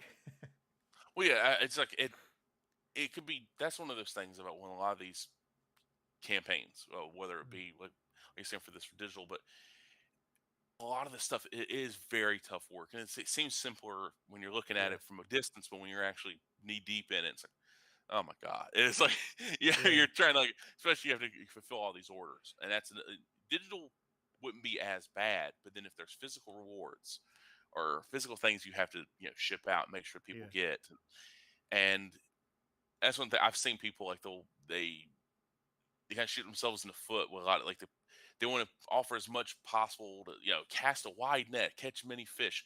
That's great idea and concept, but in execution where you're gonna have to ship stuff internationally and you didn't figure, oh well, I'm gonna have to pay this shipping rate, and shipping rates fluctuate and it can be yep, way more costly. So like that's why when I did the comic, I didn't do international orders on the yeah, campaign. Now, if you wanted something, if you're outside the U.S., contact us once the campaign closes. We'll try to sort something out.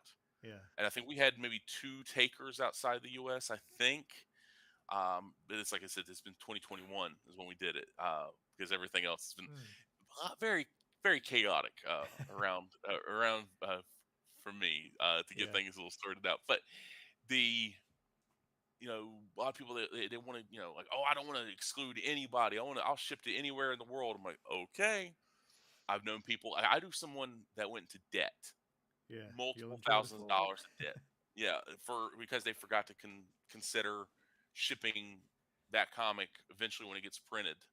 Because they had the stories, I think it had all the stories ready to go. It just had to be like test print, proofed, whatever, and then Yeah, the copies, and then get shipped out, and then the mailing them out, shipping them out overseas is what I think it was like twice the cost of what the yeah. comic I started cost. to hear a few campaigners talk about international shipping costs, and that's why I stopped backing because I didn't want to put that burden on them.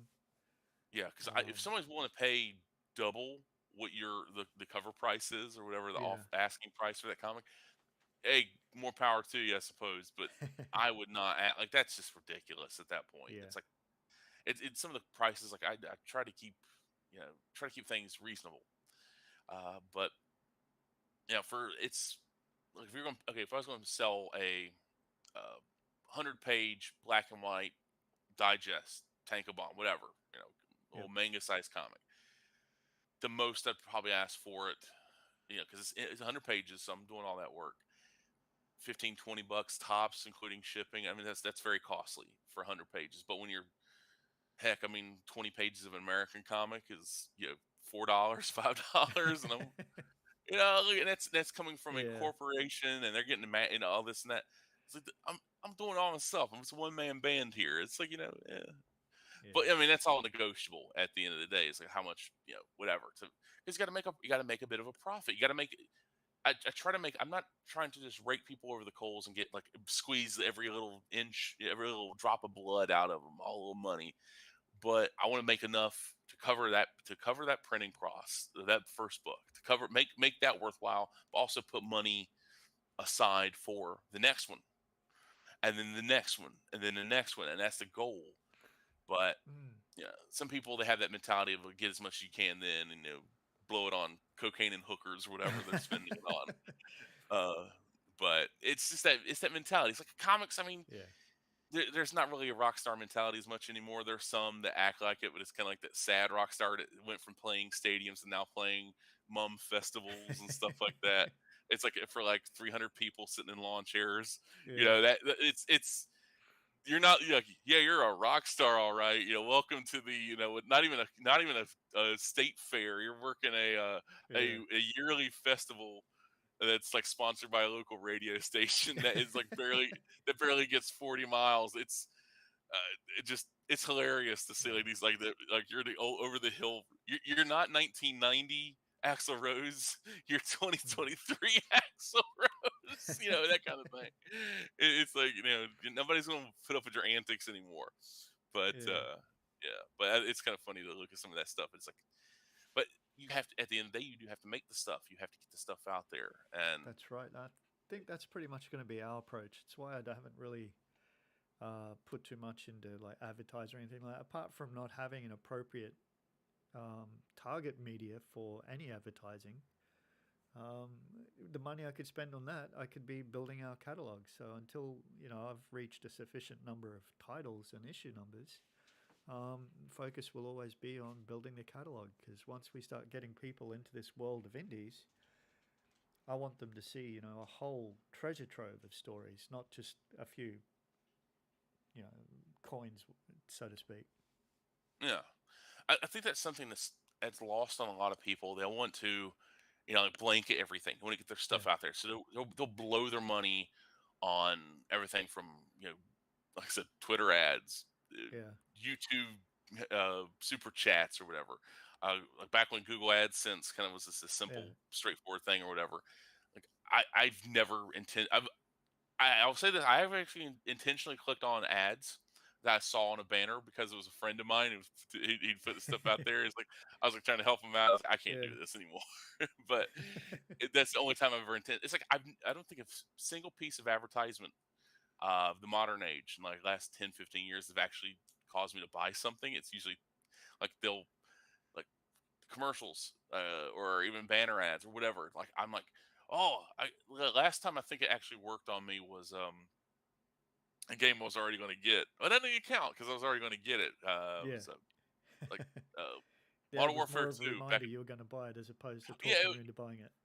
well, it did. It was like, oh yeah, because I remember I was able to buy the legendary edition of Modern Warfare. No, the legendary edition. Or was it the legendary prestige? Sorry, prestige edition of Modern Warfare 2. I got the little, Okay. night vision goggles that Ah, came with sweet. because Yeah. see 50 feet in the dark is actually kind of cool. It is weird though to just walking around darkness with night vision. At least like they're technically kids toy level night vision goggles, but it still All see right. 50 feet in the dark. And Yeah. unless you got a mansion, 50 feet's pretty good distance. So you're walking around the house with night vision goggles on, these awkward, clunky things. You're just standing there, and somebody sees you, and you're like, "What are you doing?" It's kind of funny. Just it's like I'm just Yeah. reenacting Silence of the Lambs. It's okay. It's like, but yeah, just yeah. I think, like you said, better to build up the catalog, better to slowly build the audience, or build the audience at whatever pace you can get. Have return customers, have repeat customers, have people, yeah, kind of, proselytizing or whatever, evangelizing your work, whatever, spreading Yeah. the good word. You're like, hey, get a comic here, get it, whatever. I think That's this the kind of year's Comic Con will be an good indication. I was umming and ahhing whether I should attend or not. I'm kind of in a position where I have to, um, but the last 2 years have just been brutal with the weekend. It's everything. I think we've already spoken about this, but everything is at least 40 to 50% more expensive in what I've paid. So what I could have used to attend the Comic Con this year was already used up and eaten up by the exchange rates and then some. jeez. So it's like a further cost, and the cost of a 3 by 3 meter booth is 275,000 yen. So that's probably close to, or if not just under, $2,000. Yeah, that's like, I think that's like San Diego Comic Con Yeah. costs right So there. attendance is no cheap affair to begin with. Um, but last year we did okay. We were the only ones. Well, tell a lie. We were the only publisher selling comics there. The other publisher was Euromanga, but they do specifically European manga that they translate to Japanese. So they're kind of like our Oni-chan. They do the same thing, but they focus on the European manga market. I do the same thing, Hmm. but I focus on indie comics. There was one other guy, a couple of booths down from me, who was trading in all sorts of comics. Like he's a trader. He'll go out and he'll buy comics from places and then he'll flip them, kind of trader. And then Shogakukan, they were selling their English versions. Was it English? Or was it Japanese? I can't remember. Versions of the manga that they were doing. Must have been the English version, I think.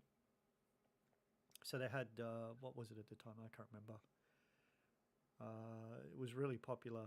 His sister was half demon or something like that, and he was protecting her and killing all the demons. Hmm. I don't. That doesn't ring any bells. I But forget the name. My kids read them all. I've been too busy making publishing comics. But yeah, so for that reason, we had a lot of people come up say, "Oh wow, there's comics here." And to be fair, they had the 3 year break because of COVID. So, oh, I'm not allowed to say that word, am I? well, I'm gonna get a that's what heat that's why I ticket. say the coo. That's why I say Yeah, coof. I Yeah. realized just as soon as I said it. So we'll see how this year goes. The Tokyo Game Show this year was actually fairly packed, and I went on the last day. So that's a good indication that people are getting back into the convention scene, I think. So I've got my hopes pretty high. Yeah, that's the kind of thing I want to get back to. I actually want to do a traditional comic book convention. Actually, have some stuff to sell and some Yeah, proper and everything like that. But the you know I like I said, the only time I ever did a was the Denver Zine Fest back in 2016. It was a if it, you say, well, was it a good or bad experience? I'd say bad, but like I did try not to take it out on anybody that was coming to the tables to see. yeah, I got had people try to recruit me for the Colts, coming down from the mountains, the Rocky Mountains, trying to recruit me to their family, and they're like a bunch of hippie cults, stuff like that. As people that were reading into the comics a little too, but the thing about it is you can't do nothing about it. Like they're like reading it a yeah, certain way, and I was like, I'm not going to bother discussing it with these people. You can't reach, you can't fix stupid, but whatever. Like you bought the comic, whatever. Good for you. Bye. Um, had a very interesting group of people organizing the thing, but yeah, it was very strange experience. And but also I was like by noon, I was only there for like less than an hour, and I was like, I want to go home. I want to leave. But I was like, I stayed there. I was like, acting like, hey, how you doing? Like I'm like behind him. I'm so, like internally screaming like, ah.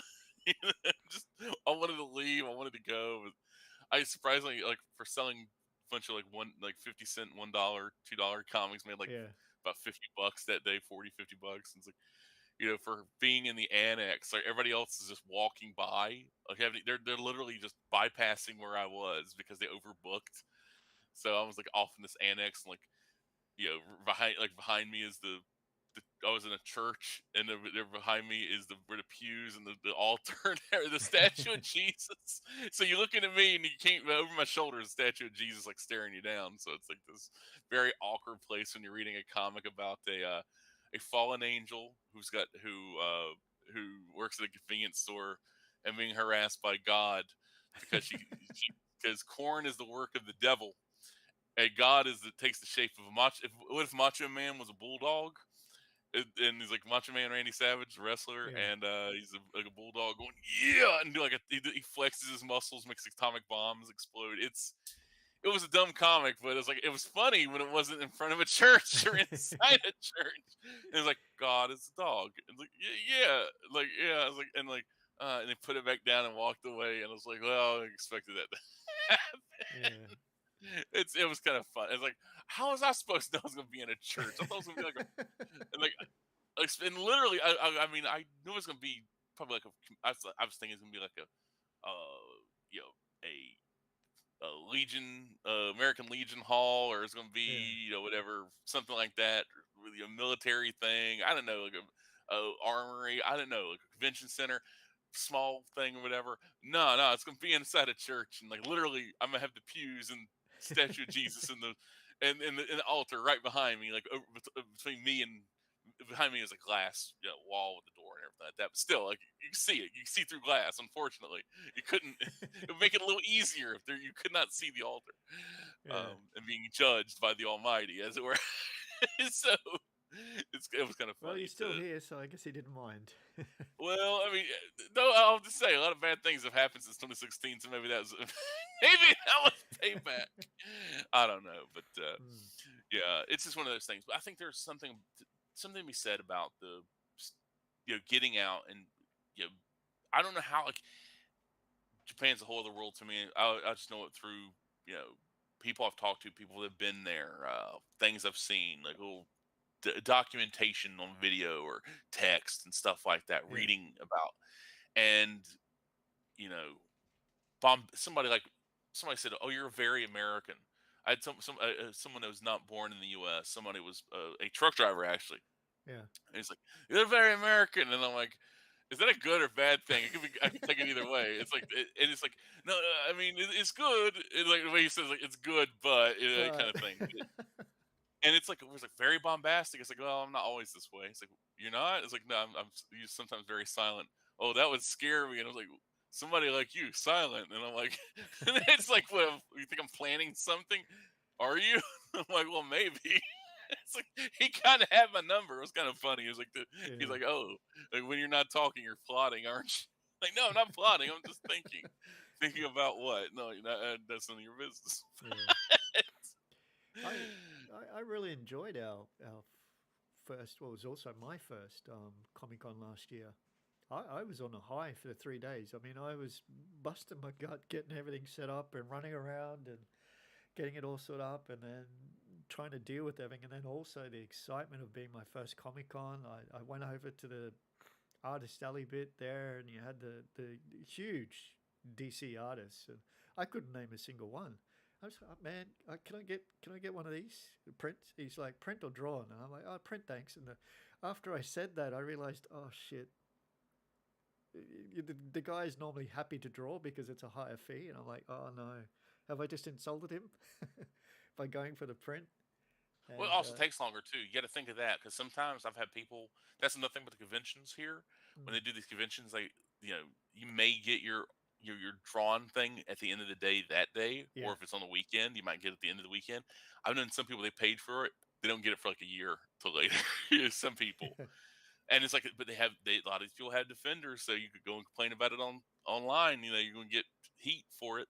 So it's one of those things. You got to just be yeah. cautious on what you buy, who you buy it from, and all that stuff. It was no, it was really good. I really enjoyed it. Had some people come up to talk to me to show me the comics that they're working on. I'm like, that's great. I am a publisher, but I'm sorry,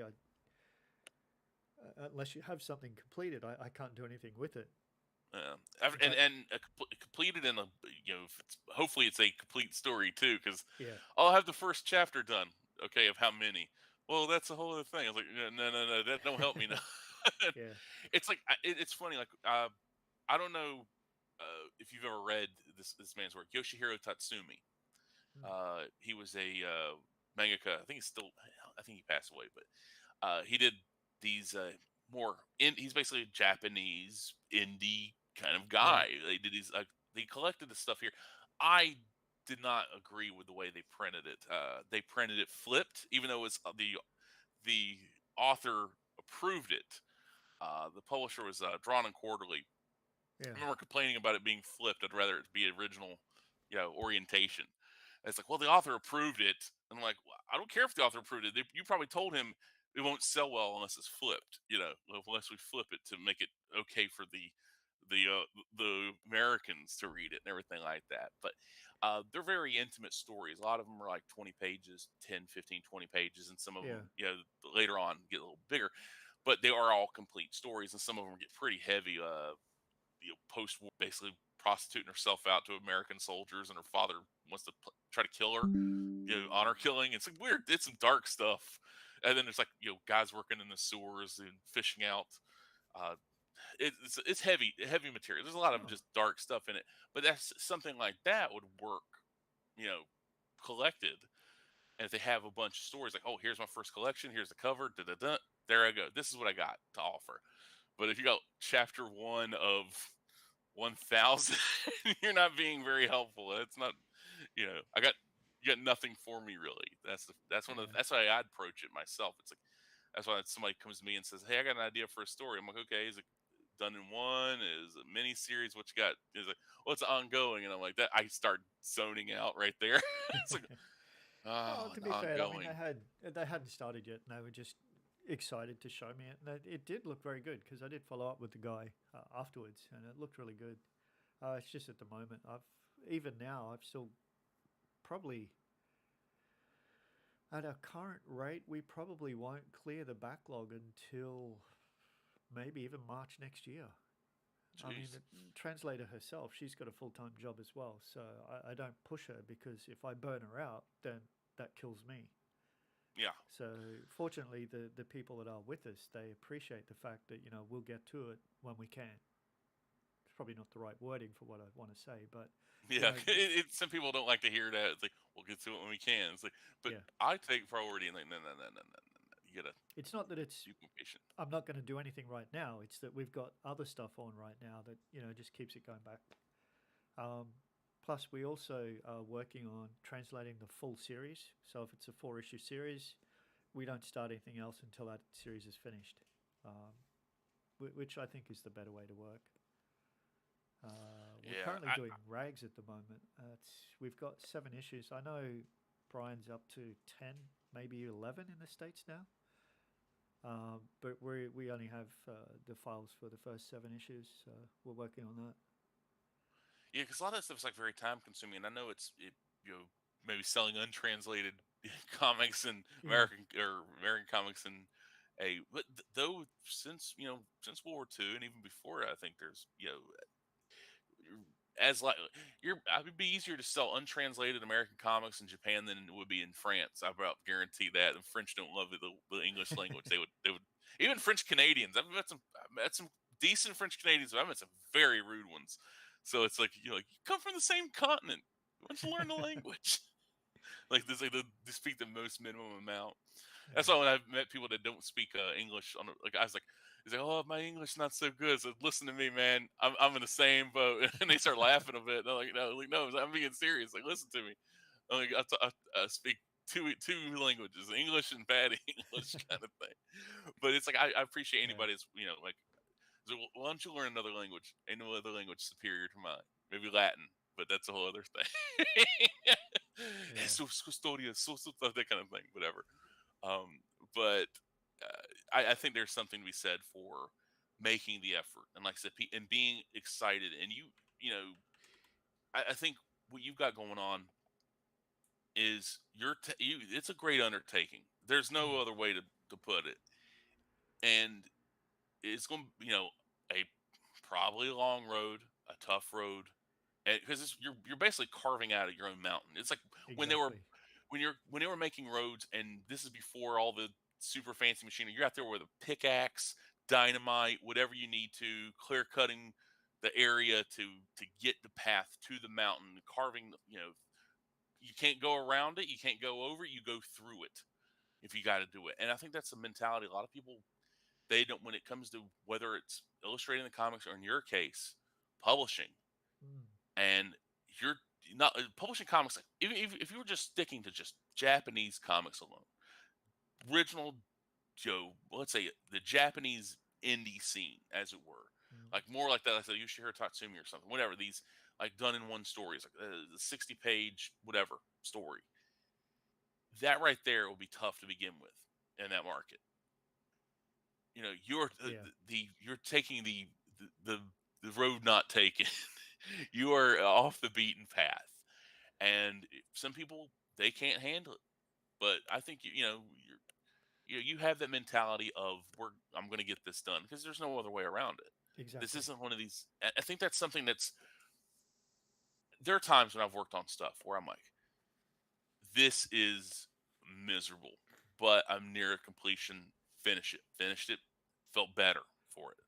There's times where I'm like, this is miserable from the start. I'm hating this, and Yeah. I stopped and started working on those other stuff. That's happened too. I think you have to because some people can push through like if you do not think that this like you would not pay money for this, you don't know anybody that would pay money for this. You don't know how you would market this other than being kind of gimmicky. You may be on the wrong path. You may have to stop, reconsider, and you know reevaluate everything Mm. and potentially drop it. I've had that happen more than once. I had it happen recently. It's not a good feeling, especially when like, oh, it's like a couple of great panels, a couple of great pages or sequences does not a good comic make. Whether that's American, whether that's Japanese, French, English, whatever. It doesn't matter where it's from. couple of good sequences and panels does not a good comic make. And it's a tough thing, especially like, oh, but that sequence with this happens. Like, if you can reuse it, reuse it. I don't throw anything away. I don't delete, or throw away sketch pages and stuff like that if I've done it traditionally. Because I'll use I got this big old sketchbook of it's recycled paper. It's like bright white recycled paper, but I use a ballpoint pen and I sketch in it. I put little ideas down, like whether it's a panel, whether it's a cover idea, where it's. I mean, I took it on to a trip out for a reunion earlier in the year, and it's like an hour drive, and I was in the passenger seat. I'm not used to being a passenger. It's like I got to do something other than like being a backseat driver or sight. Like tell you, hey, slow down. Like, I feel like a Yeah. grandpa, that kind of thing. But like sketching stuff out, and I think there's value in like keeping a hold of this stuff for a later date. It's like sometimes things work, sometimes they don't. I think Yeah. there's something missing in that modern mentality, especially when it's the the term hug box, of Yeah. the digital hug box of, oh, all indie comics people got to support everybody else. Like your tweets or sending you hug or whatever, that's great and all. Is it going to actually make me sales? Is there going to actually going to if I just got a group of people that the only reason they're buying my comic is because they expect me to buy theirs, that doesn't help me. I'm not growing an audience. I'm not gaining new people that want to see what I'm working on, that want to Right. pay for what I'm working on. It's easy to be a fan. It's free to be a fan. Fan is fanatic. Fanatics, they come with the territory. I mean, they'll ask dumb questions, and you got to humor them sometimes. But fans don't necessarily mean customers. They don't mean they will buy that comic and buy a copy for their friend or tell their friend about that comic and get that friend interested in that comic, or picking up that new volume, or want to back it, or like want to buy original artwork, or buy a sketch or a commission, or oh, you did a couple of those pages in traditional art, so make it look a little strange in the nightmare sequence or whatever. Yeah, I did. Okay, how much you want to, I'll buy them from you or whatever. That's somebody that can be helpful. But just Yeah. backing it because that's what it's expected because of the quote unquote community. No, like no, that's not a good business. Businesses don't work like that. Raytheon does not support McDonald's because they expect McDonald's to support them. It'd be like Philip Morris, one of the cigarette companies or whatever, Yeah. is supporting Anheuser Busch, one of the booze companies. Because like, well, that's what they got to stick together. We're all part of this. No, no, it doesn't work that way. Business is business. And it's like Yeah. it'd be like, oh, Marvel is gonna buy some DC comics because we're all in the same business. We got to support each other. No, it doesn't work that way, people. Like indie comics, it's like you're independent. This isn't a support network. I mean, if things go down, like if somebody got sick or they're doing like a somebody got sick and they want to do a Yeah. charity or fundraising thing and they needed like maybe a page or something to put money's going directly to them. But if they're doing like, well, 80% going to this group over here and then maybe 20% of the person affected, I'm like, no, I want to know how much is actually going to that person, that kind of thing, like minus they got to take fees or whatever, but for the site or crowdfunding or whatever. But yeah, it's stuff like that. It's like it's supportive when need be, but this constant supporting is like good gracious, like I said, you become a burden eventually. Fortunately, I'm over here. A lot of that doesn't really enter my sphere, so to speak. I have been very fortunate though. The comic shops here have been extremely supportive. Um, the creators that we've picked up as well have been extremely supportive, and they're extremely patient as well because they fully understand that we're carving our way through the jungle. We're making the platform, um, and that's just going to take time. Yeah, I think there's something to be said for going your own way and making the future you want to see for yourself because nobody else no one's coming to save you. No one's coming to save you, bail you out. No one's going to be like success.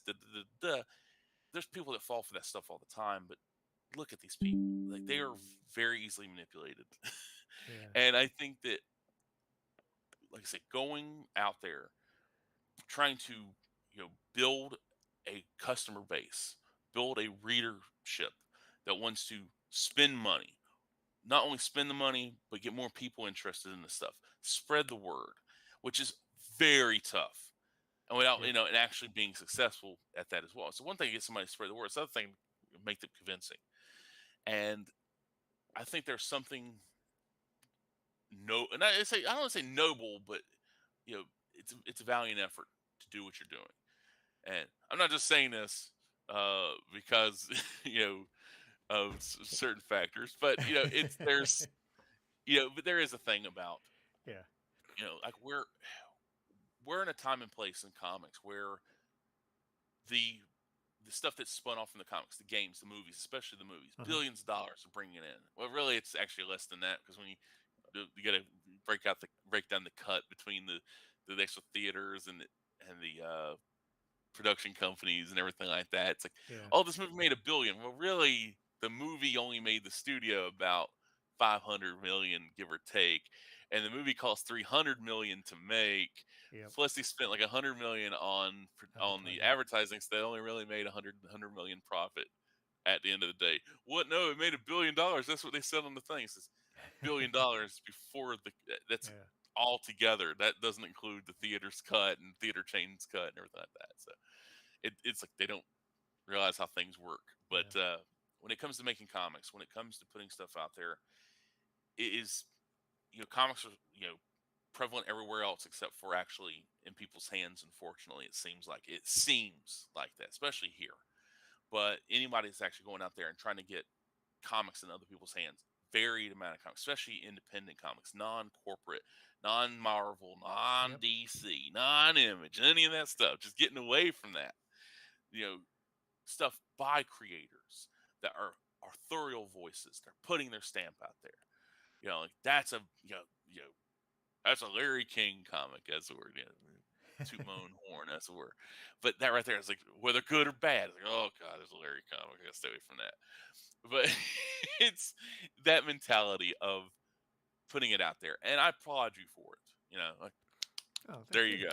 you go. No, But yeah, hopefully it's a good endeavor. I mean, it is a good endeavor to get into. Hopefully it becomes rewarding for us all. Hopefully in a not too distant future. But it's extremely difficult, but it is enjoyable.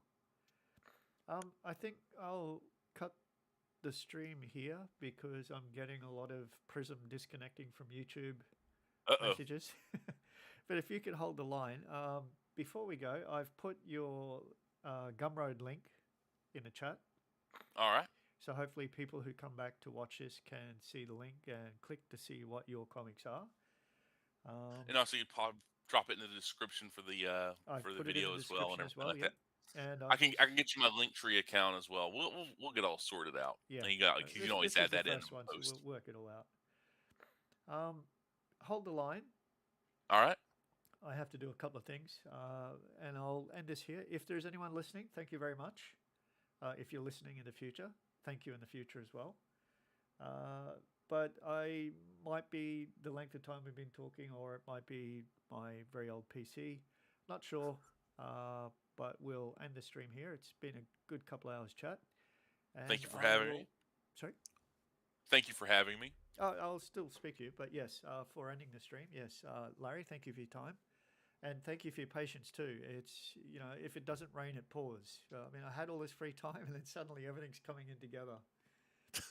And I almost missed the Tokyo Comicon too because I was expecting an email notification from the Comic Con Association saying, hey, you were in last year. Would you like to be in this year? And I never got it. Of course, to be fair to them, I never went to their website to check when it was okay to apply. Fortunately, someone who followed me on Twitter pointed out that, hey, this is the last day. And it was the very day that I was, going to Twitter to say, what happened? And they said, well, today's the day. So I jumped on my mobile because I was in the office, quickly filled out the form online and just made it in. Well, the applications made it in. I don't know whether they have enough seating yet for me. I'm hoping they do. Hopefully. Yes. But we will do this again in the near future, and I will be a bit more organized. I'm learning as I'm going, and I'm realizing that as I'm typing the update to what topic we're talking about, it's actually live updating as I'm typing. So you can see like the letters appear one at a time. But okay, let me end the stream now because I'm not sure it's actually recording. It kind of looks like it is, but we'll end it here for now for this first podcast, episode 001. Thank you, Larry King. Oh, you can say thank you or whatever. Oh, thank you as well. You didn't see me pointing to you for your turn? I didn't know you wanted to talk. I was like, all good, mate. But hold on the line.